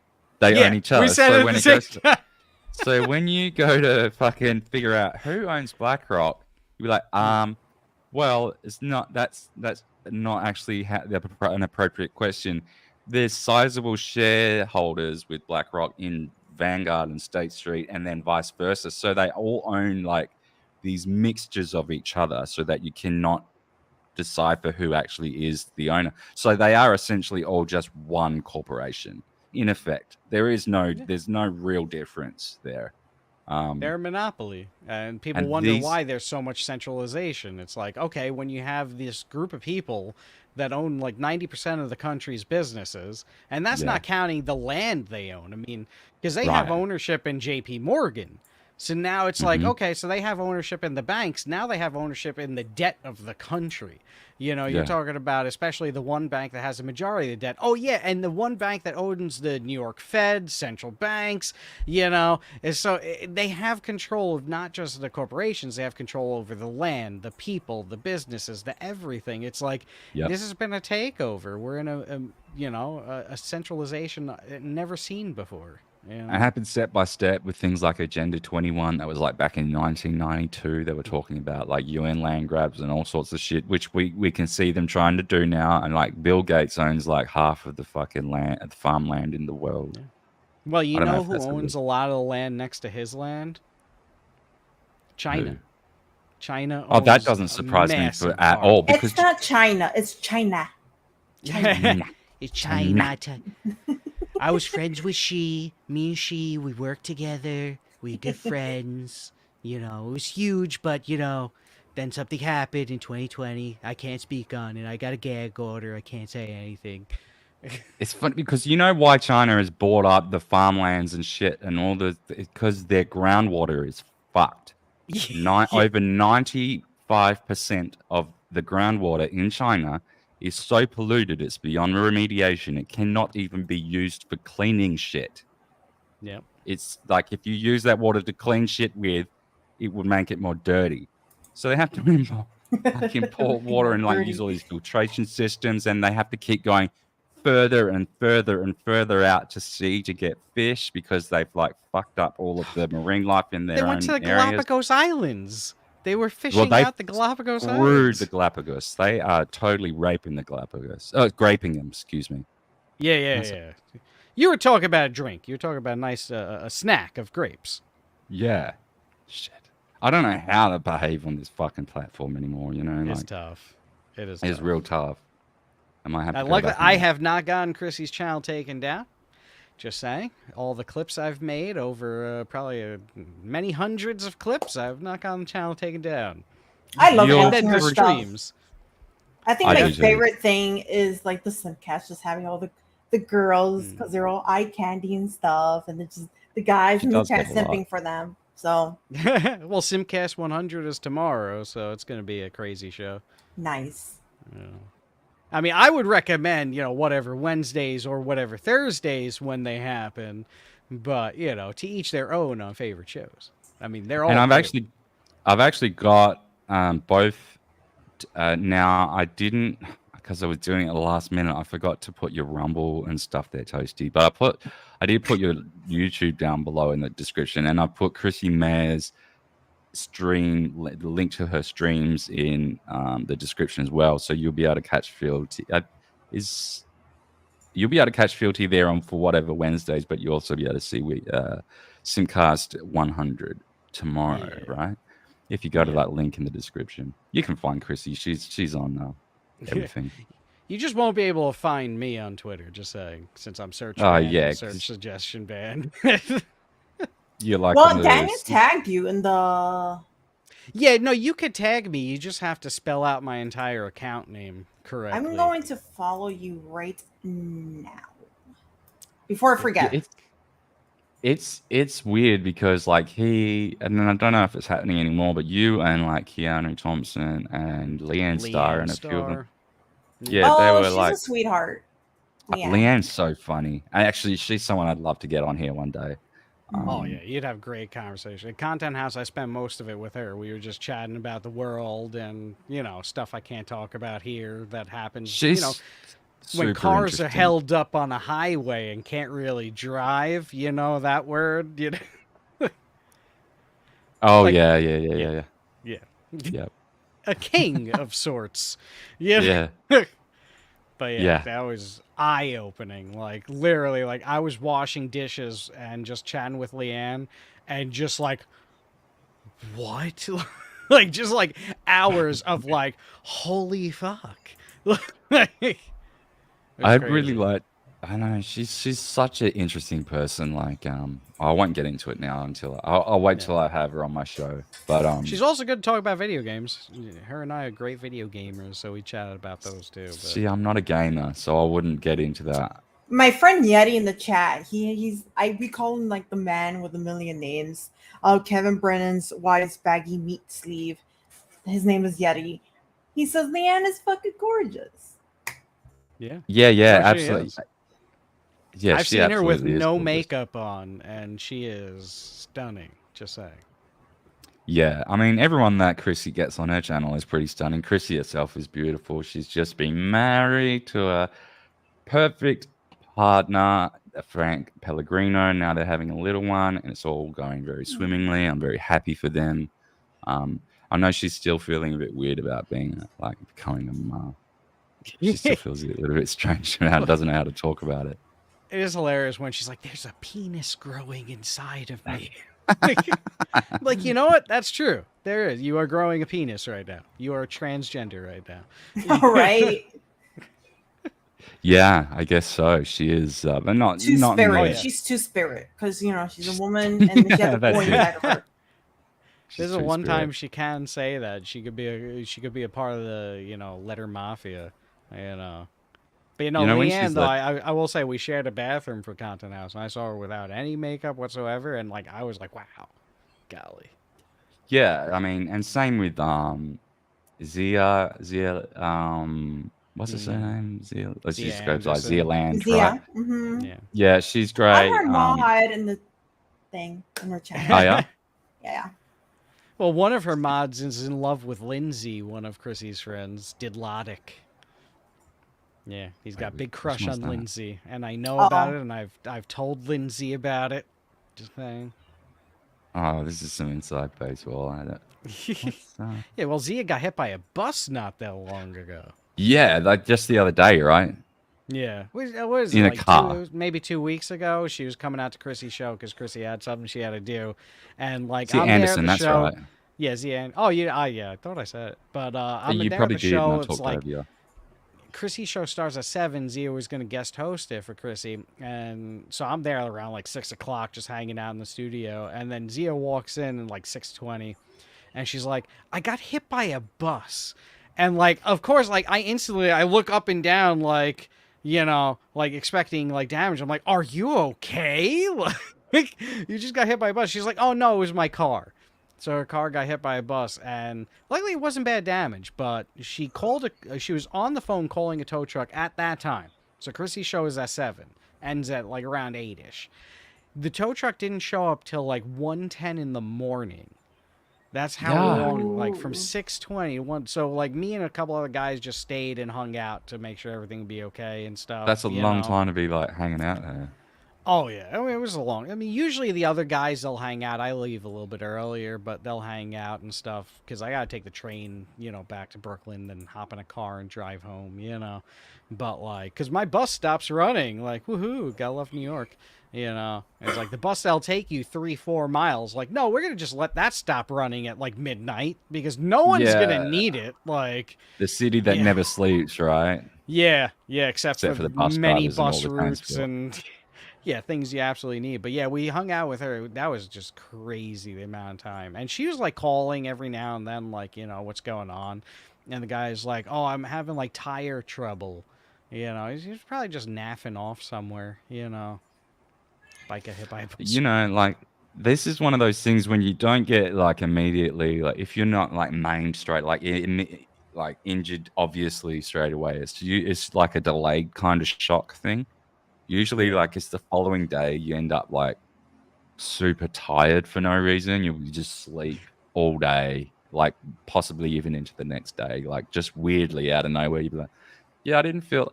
kind of when Keanu, she had the gunshots and stuff out outside her window, and she was obviously shocked at the time. But then, maybe 24 hours later, a lot of that shock had caught up to her and then sort of got her a little bit emotional. Not for long, but just for a second, just sort of that is a horrible thing that just happened. It's a delayed reaction that really happens. I kind of smiled, and it's horrible to say, but I kind of smiled just because I'm so used to that living in the hood. And I'm like, oh dear, I'm so used to that. I hear it all the time. Well, I think it was extra close to Keanu because it was right beneath her where she would have otherwise been if she hadn't been streaming at that time, and her friends would have all been there, and she's friendly with the people there and stuff, and it's also not as far as I understand, it's not as ghetto in that area. So the Upper East Side is a very nice area. But that makes sense because she's probably not used to that. I've had it. So, okay. So I say not as ghetto because everything's ghetto now in New York. much. But yeah. Pretty much. So Depends on where you are, though. I was picking my little one from school and I heard like 4 gunshots just across the street. And all I saw was these little kids just like running away like little roaches, right? And when I got my kid and we were walking back home, there were like a group of people just like surrounding that area. They're like, oh, like this kid got shot. And then we saw another kid saying, oh, my brother just got shot. My brother just got shot. Blah, blah, blah. So it's, to me, it's just like, I kind of roll my eyes right now. Like I'm so used to it. I roll my eyes. I'm like, oh. Well, how else could you react when she becomes so like desensitized to it? I mean, you would if you're hearing it every other week. You would just be like, just roll your eyes. Thinking, like the 90s. I'll say this: I used to hang out in Tompkin Projects here, it's like on New York Avenue. It's Bed-Stuy pretty much, which was really bad back in like the 90s and the 80s. And like I had a friend who lived in the projects over there, so we'd go and hang out there. So I'd be on Flatbush Avenue at like 1 a.m. Like this is like death zone pretty much, you know. And so I grew up hearing a lot of gunshots hanging out there and stuff. But, like, nowadays, New York is way worse. It is so unbelievably way worse. Even the night coming home. Right? No, like, the night, we never were a place where you could really get guns. I mean, maybe way back in the 70s, but, like, New York has always kind of been, you know, bad. It's always been nanny state with a gun, so, like, even, so, okay. So you don't have that, you can't protect your property and stuff, you have to retreat. No, you can't. Even if you have a gun and you actually shoot someone, like, you're going to go to jail. Yeah. You have to, if they try and unless you've got no form of escape, but they even consider, like, jumping out your 3rd-story window as an escape route in that scenario. Yeah. It's really just on the fact of if they feel like arresting you. I mean, I almost got arrested just a few weeks ago. Really? I was... Yeah, like, all right, so for months, I mean, I go to Chrissy's show on Copy on Media and stuff in the city, so I have to take the train there. And for months and months, I mean, I've been going there for now, like, over a year and seeing it once a week. Every single time I got to the train station, in either direction. So this is different times of the day.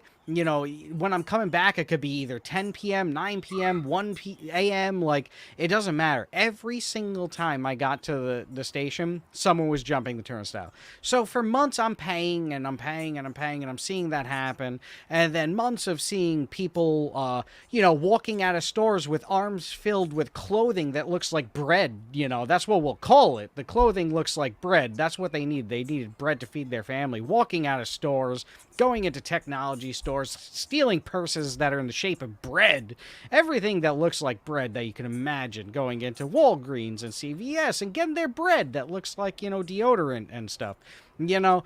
So I finally had enough, so I started jumping the turnstile because I'm like, look, it's like they raised the price of it to over $3, which is absolutely categorically ludicrous in and of itself, you know. So I started jumping. So the same day, just after Chrissy had announced that she was pregnant, I went to, like, on the way there was a Walgreens, so I picked up a bag of candy corn because it's her favorite candy, and I saw a little kid's toy. So I picked up a kid's toy, which turned out it was the first kid's toy that she's gotten. Like, I didn't know. I didn't even know if that's the right timing to buy a kid's toy. Maybe you're supposed to wait or something. I was just like, I saw it, and I was like, it's cool. It's a little wind-up little robot thing. The eyes. Hey, you took the moment. You nailed it, yeah, bro. It was Good there. So I got her favorite candy, got that. So I have that in a paper bag, and I'm walking into the station, and there's a guy on the other side of, like, you know, the divider thing that you got to pay to go through. And he's on his phone speaking Spanish. And there's, like, an older gentleman in a blue hoodie that's, like, trying to open up the door to get in. So I'm seeing that happen. I'm like, all right, the guy on the other side's not saying anything to the guy in the blue hoodie. Like, I'm not really thinking anything of it. So I get one leg over the turnstile, and I get myself over, like, fidgeting with this bag and everything. And I saw the old guy, so I opened up the door for the old guy and let him in, too. The little handicap door, I let him in. And I didn't even look at the Spanish guy speaking on his phone, because I'm not thinking he's in plain clothes. I get halfway up the steps, and I hear, "Excuse me, sir." Turn around, there's the guy holding his badge. That wasn't a Spanish guy on his phone. It was a cop, just, blending. A proper cop, or is it like, do you have proper different traffic cops? NYPD. They're plainclothes cops. That's how they do it. But they're part of the same force. Because here we've got a different set of their special transport rail police. They're They not the same technically as are the that. They are that, but they're considered the same. They could do all the same things as regular NYPD, See, these ones can't. They don't carry. They're not allowed to carry guns, whereas normal cops do. But the guards, police, they don't. The traffic cops, they don't do fuck all. And they have literally watched me jump the turnstiles many times now. And because it wasn't working, I tried to tap on with my Visa card, and it wouldn't work. And I'm like, your machine doesn't work. There's plenty of money on my account. Like, there's over $1,000 here. It's not working. He says, he just looked at you and he just didn't answer. Like, just stare at you. And I'm like, I'm gonna jump if you don't help me. And so he just kept staring. I'm like, all right. I didn't even jump. I like quietly stepped over the thing. It wasn't even in a rush. And I've just been doing that ever since. Sorry, Transport for New South Wales, but you got to really up your game. That's how it is here too, though, to be honest. Like, usually, like I said, for months and months, every time I saw someone jumping, at least one person jumping. But on this day, so he stops me, tells me to come down. So I come downstairs, and, like, look, the way I am, like, I turned around, he saw, like, my face. I was just like, you got me. So I walked downstairs, and, he's like, come over here. And as we're walking over so that we could be a little bit further away from the stairs there, the whole time he's telling me, he's like, all right, so this is how it's going to work. You're going to give me a name, any name you want to give. I have no way of knowing if it's your name, but you're going to give me a name. And I'm going to ask for an address. I'm going to fill out this form. And that's where this form is going to go to. It's going to go to that name at that address, and that's what we're going to do.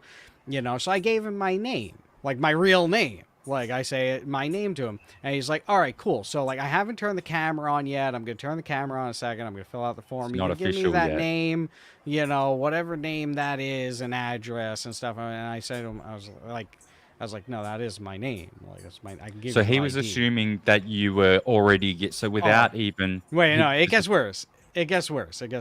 So I say, that is my name. I'm like, what can I do? Like, I messed up. And, like, the whole time I was saying, like, I messed up. Like, yeah, you got me. Like, stupid. Like, I got my bus pass on me. I could have paid. I was like, I was stupid.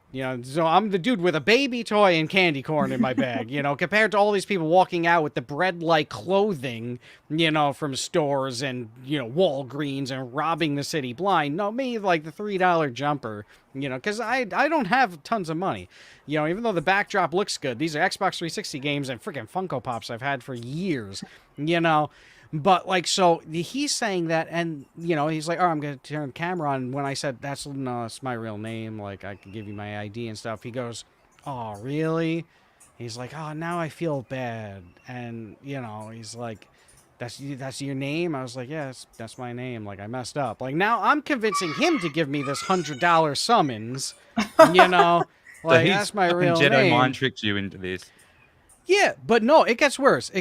I realized after that, because, like, it just didn't feel right. Like, if a cop doesn't want to give you a ticket, they just don't give you a ticket. What's all this deal about? Give me a name, any name, so he can fill out paperwork?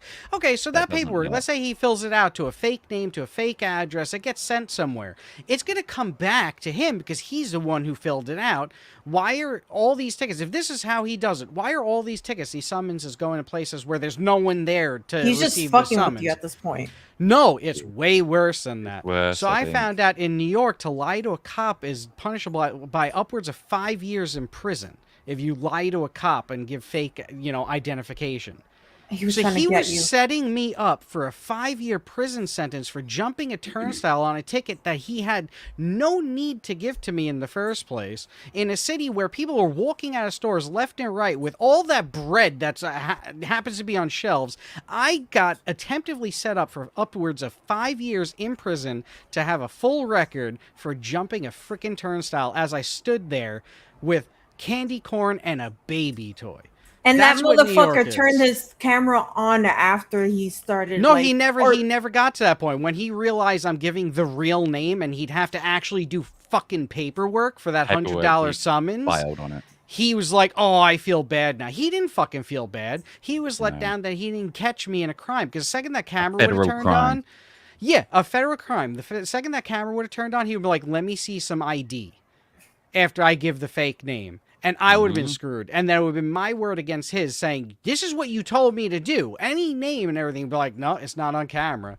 And it's my word against cops. My life would have been ruined. What a And that fucking would have asshole. that would have been perfectly fine for him to ruin your life if it meant that he could get out of that shitty fucking transport cop position. Because that's probably what he was doing it for. He wanted good numbers. He wanted to show that he could Meet the quota. I don't know. They always do this stuff so that they can get out and rise the ranks, and it doesn't matter at what expense. They will just throw entire lives away just so they can get a fucking measly promotion. People do not care about people this day. My That's sister, really what it is. Exactly. You're My right. sister-in-law is a cop, actually, and she said there's always a quota you have to meet by the end of the day, so you got to keep giving out tickets and stuff. And that motherfucker was trying everything he can to fucking ruin your life just so he could meet that fucking quota. Fuck him. And I could only guess the race of the people that had all that bread on them, but I ain't gonna do that here because I don't want to get Daniel in trouble. No, those people go to jail and get let right back out. Whereas me, like that $100 summons would have really wrecked me financially. Really wrecked me. But even with someone trying to convince me to lie, I still didn't lie. You know, it's like, it's amazing, you know, because I would have gone to jail and I wouldn't have been getting out. I'm not the right look for the type of person who's probably going in there and getting out. You guys can go to jail for like a lot quicker and easier than we can, which sounds weird because you guys have actually more concrete rights than we do. But I don't know, and I don't imagine this is going to stay like this forever. But like, it usually takes quite a significant amount of like transgression for you to be like, for example, it's very rare for you to be driving. Like, you have to be driving to the point of nearly killing several people to be placed in a prison cell for that. The driving offenses you don't go to jail for unless it's like your 10th one or something like that. You don't go to prison for like, even most of the time, like delinquent, like they used to send you to jail if you couldn't pay your fines on stuff. They don't even do that anymore. Yeah. So like, I know they that want you guys the bad people out. That's why they want to destabilize, and when things are destabilized, you know, because the things that they're not arresting people for are the things that don't matter to them. Oh yeah, and it clogs up the whole actual fucking power. system. Yeah. It's You not know, useful if for them to Walgreens climb doesn't around. exist, what are they going to replace it with? Okay, we're going to have these really safe and secure government facilities for you to get your medications now, you know? And if people rob that, now it's a federal crime. They're going to go to jail. And people are going to go, "Thank you for protecting us and giving our medications because they were robbing all the Walgreens and they all closed down." What else in a Walgreens do you really need? Like, some shampoo, some soap, a razor. They don't care about that stuff. No. They're not going to protect that, you know? Same thing with Apple and all these other companies. They don't care. And they'll get that if into all your these house things with have to happen. They'll get in there. They'll get all that extra, like those extra accessories shit. That will be as add-ons into your subscription package that is going to be shoved down your throat from now on. So you're not going to have any of this. They're not going to miss out. They're not going to sacrifice anything. I mean, there will be some type of constricting of the range of businesses. I mean, you might not have CVS, Walgreens, Pathmark, Rite Aid, all these different companies. You might not have this whole array of companies, but they'll buy each other out. But it's not a win or loss because BlackRock and Vanguard, like we said, own all of them anyway. Yeah. So it's like, okay, so CVS buys out Walgreens. It's BlackRock buying out BlackRock. That's it. They're just moving the name over. That's all. And that's why they want to lock up everything in the store. They want to ruin your shopping experience on top of it because you want something quick.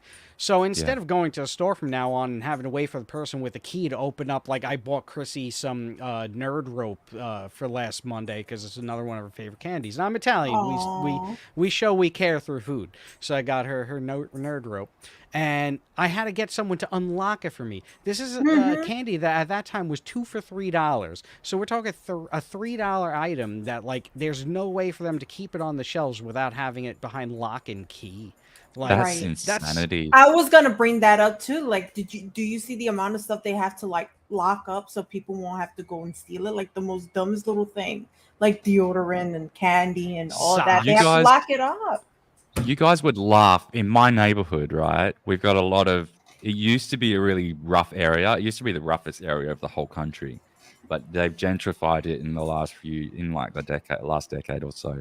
And there's a lot of bourgeois sort of like shopping centers around, like little boutique shops around, and you'll have people that have items of food on stands in the street, like clothing racks that just stretch out into the footpath, like full clothing, and no one's standing there to watch it, not a single person, and you rarely ever see anyone pinch it.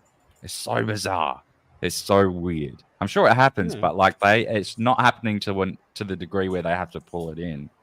And I'm just thinking, you guys would laugh to see that, like, because it's just would be we such have a areas that do that. There are places in New York that are like the more opulent areas, you know, not in like Manhattan really, maybe like northern Manhattan, but like. See, like I'm right in the middle of Sydney, so like it's really. But I guess the rougher Sydney gets is the further west you go, so that stuff doesn't happen out in Western Sydney. But sorry, it just doesn't. But yeah, New York pretty much everywhere is a little bit dangerous. My area is really nice. You know, it's pretty good. Not because it's rich or anything, but just the people here. It's more of a town kind of feeling. Gotcha. It's not very city-like, but like, yeah. That's what I like though. I don't like the city. I've never liked the city. I've always hated this fucking city. Even growing up, I've always hated this fucking. I don't like loud noises. I don't like too much things going on. It drives me insane. So I like small towns, looking places like Pennsylvania, like how hilly it is, but it looks like a little, like a town that you've seen like in a Western, I don't know, movie or something. I think that's fucking cute. It's adorable. And it's funny because I look like a city person, but my mind is just like, I want to live in the country. But you grew up in the city, right? Like, So I was born in Puerto Rico, but I was only there for like 1 year, and then 1 year old, I came over here. So your formative years. Yeah. It's generally how it goes that I find when people are born and raised, not necessarily born, but raised in the city, they are usually hungry to get out, escape that kind of lifestyle once they're a bit older. And not always, but like for me, I was born in the rural countryside, and I found that a lot of people in my cohort that are also born in the countryside were really desperate to get to the city. And I was like, well, I love the city. I really do like the city. I like the but I also I can understand what you're like. It's not so bad anymore. It used to be worse before when I had the jabs, but like I have a really bad hyperacusis, which is like extra sensitivity to loud noises. It used to be so bad to the point where like even the air brakes on buses, you know how to go tsh, that would send me like cowering into the corner. And like, you have several buses doing that, and then there's beeping and people screaming and fighting, and then like it's used to really upset me. It's a lot of that's worn off now, but I really do I can appreciate that that fear of not fear, but that aversion to loud noises. It's really something that used to get me down. But, an auditory cacophony. Yeah. But yeah, it feels like I don't know how to describe it. It just feels like the walls of the world are caving in on you, and you could hear it coming. It's just too much for me. I don't like it. I don't like the crowd. I have very bad anxiety, so when I go outside, I'm like a vampire, right? I'm just like, the sunlight and just like the too much crowd and too many people and stuff. I like to be kind of alone by myself. So I don't know. That's just me. That's me. I want to get out that of here. sounds. I don't. That's not too weird. I mean, I think that is more of a like. I don't like this word ambivert, but like I think a more apt description is that people aren't necessarily introverted per se, but they will only be extroverted around a certain type of people or in a certain scenario. Like you would reserve your energy for people that you would rather engage with, as opposed to just being always extroverted. Like I can spend entire months inside my house, but then like I'll find times where I'm like super bored and want to go and see people, and then I will gel with, like, and because like you seem really easy to talk to on, like I've watched a couple of your episodes and like I've been on one before, and you're really easy to talk to, so you don't seem to sort of like, if you do have that anxiety, it's not visible here, if you know what I mean. So I think it really just sort of it depends on the situation, but Yeah, for sure. I just don't like the risk of getting robbed. I don't mind the outside world. It's just, even after that night with Zia, I get on the train. It was probably around like 1:30, 1:40 by the time the train came. And then I find out, oh yeah, my train's only about going to go halfway. Then I have to get off of the train to transfer to another track where the train's going to continue, that so I can go along my way. And those connecting ones.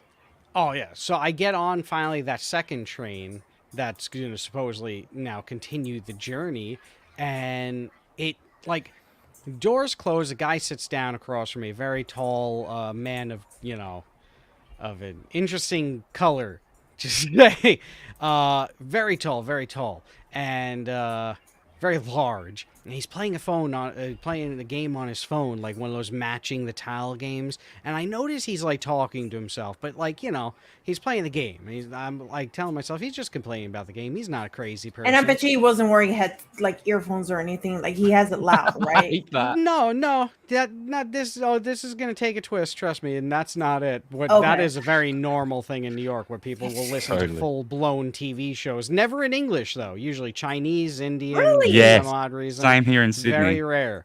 Yeah, very rare for it to be in English. But like, yeah, very often Chinese, and I'll be like, "Homa fana," I find it to be the opposite in Chinese. Or maybe in your area, like you don't have like as many of them. But like, yeah, in mine, I never hear English. But like, so he's playing his game, no sound on the game, but he's talking to himself like, and then so the train now it leaves the station, and within like a minute or two, the train just stops.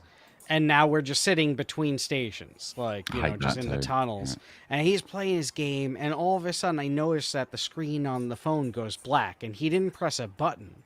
So that means his phone died. And all of a sudden, like, he puts the phone away, and he's sitting there for a minute, and then he does this thing. He had a hoodie on, and he goes like that. And I'm like, oh no.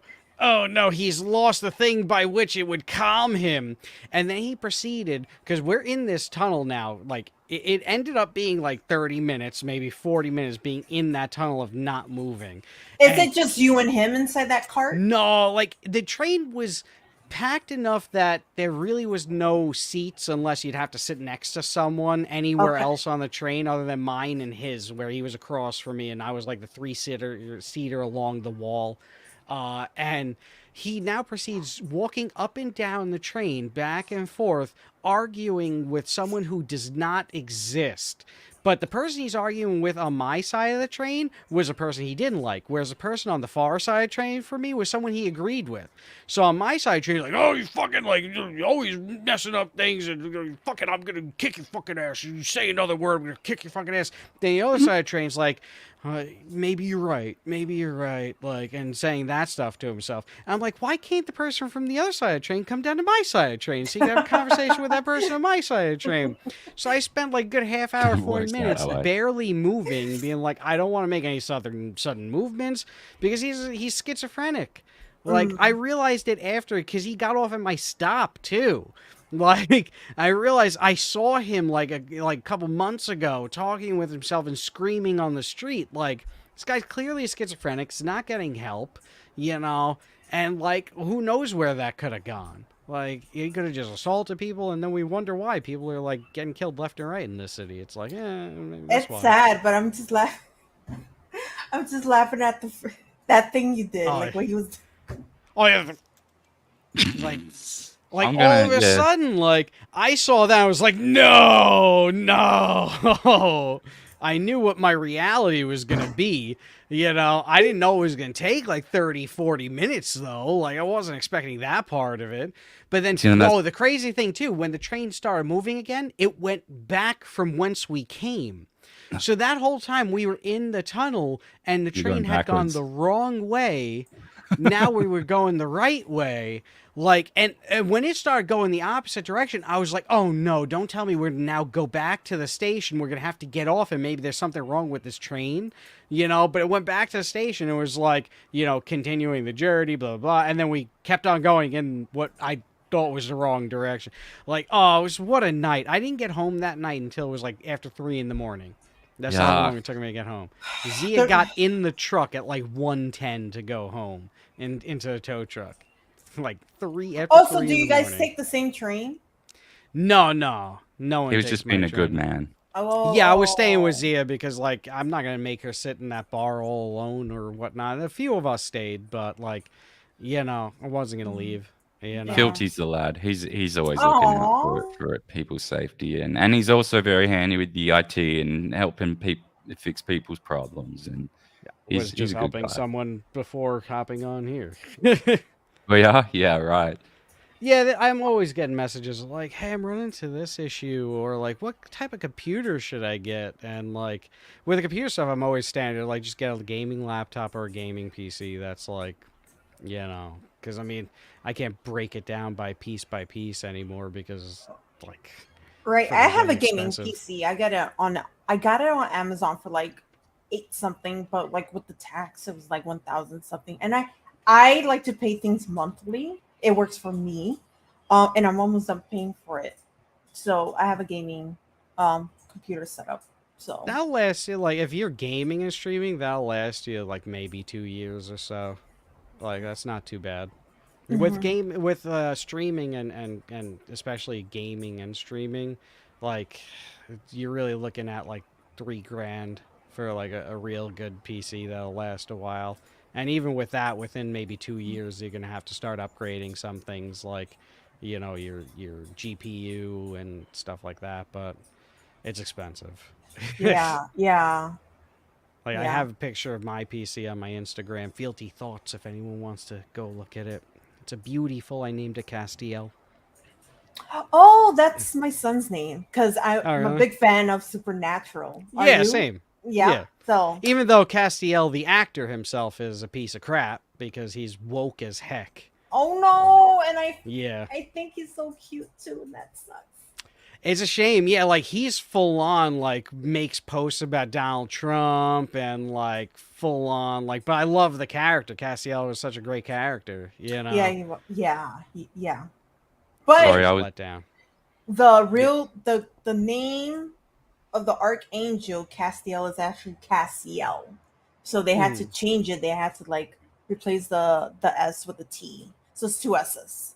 So I used the name Cassiel for my firstborn, but it was supposed to be, you know, from Supernatural. Oh.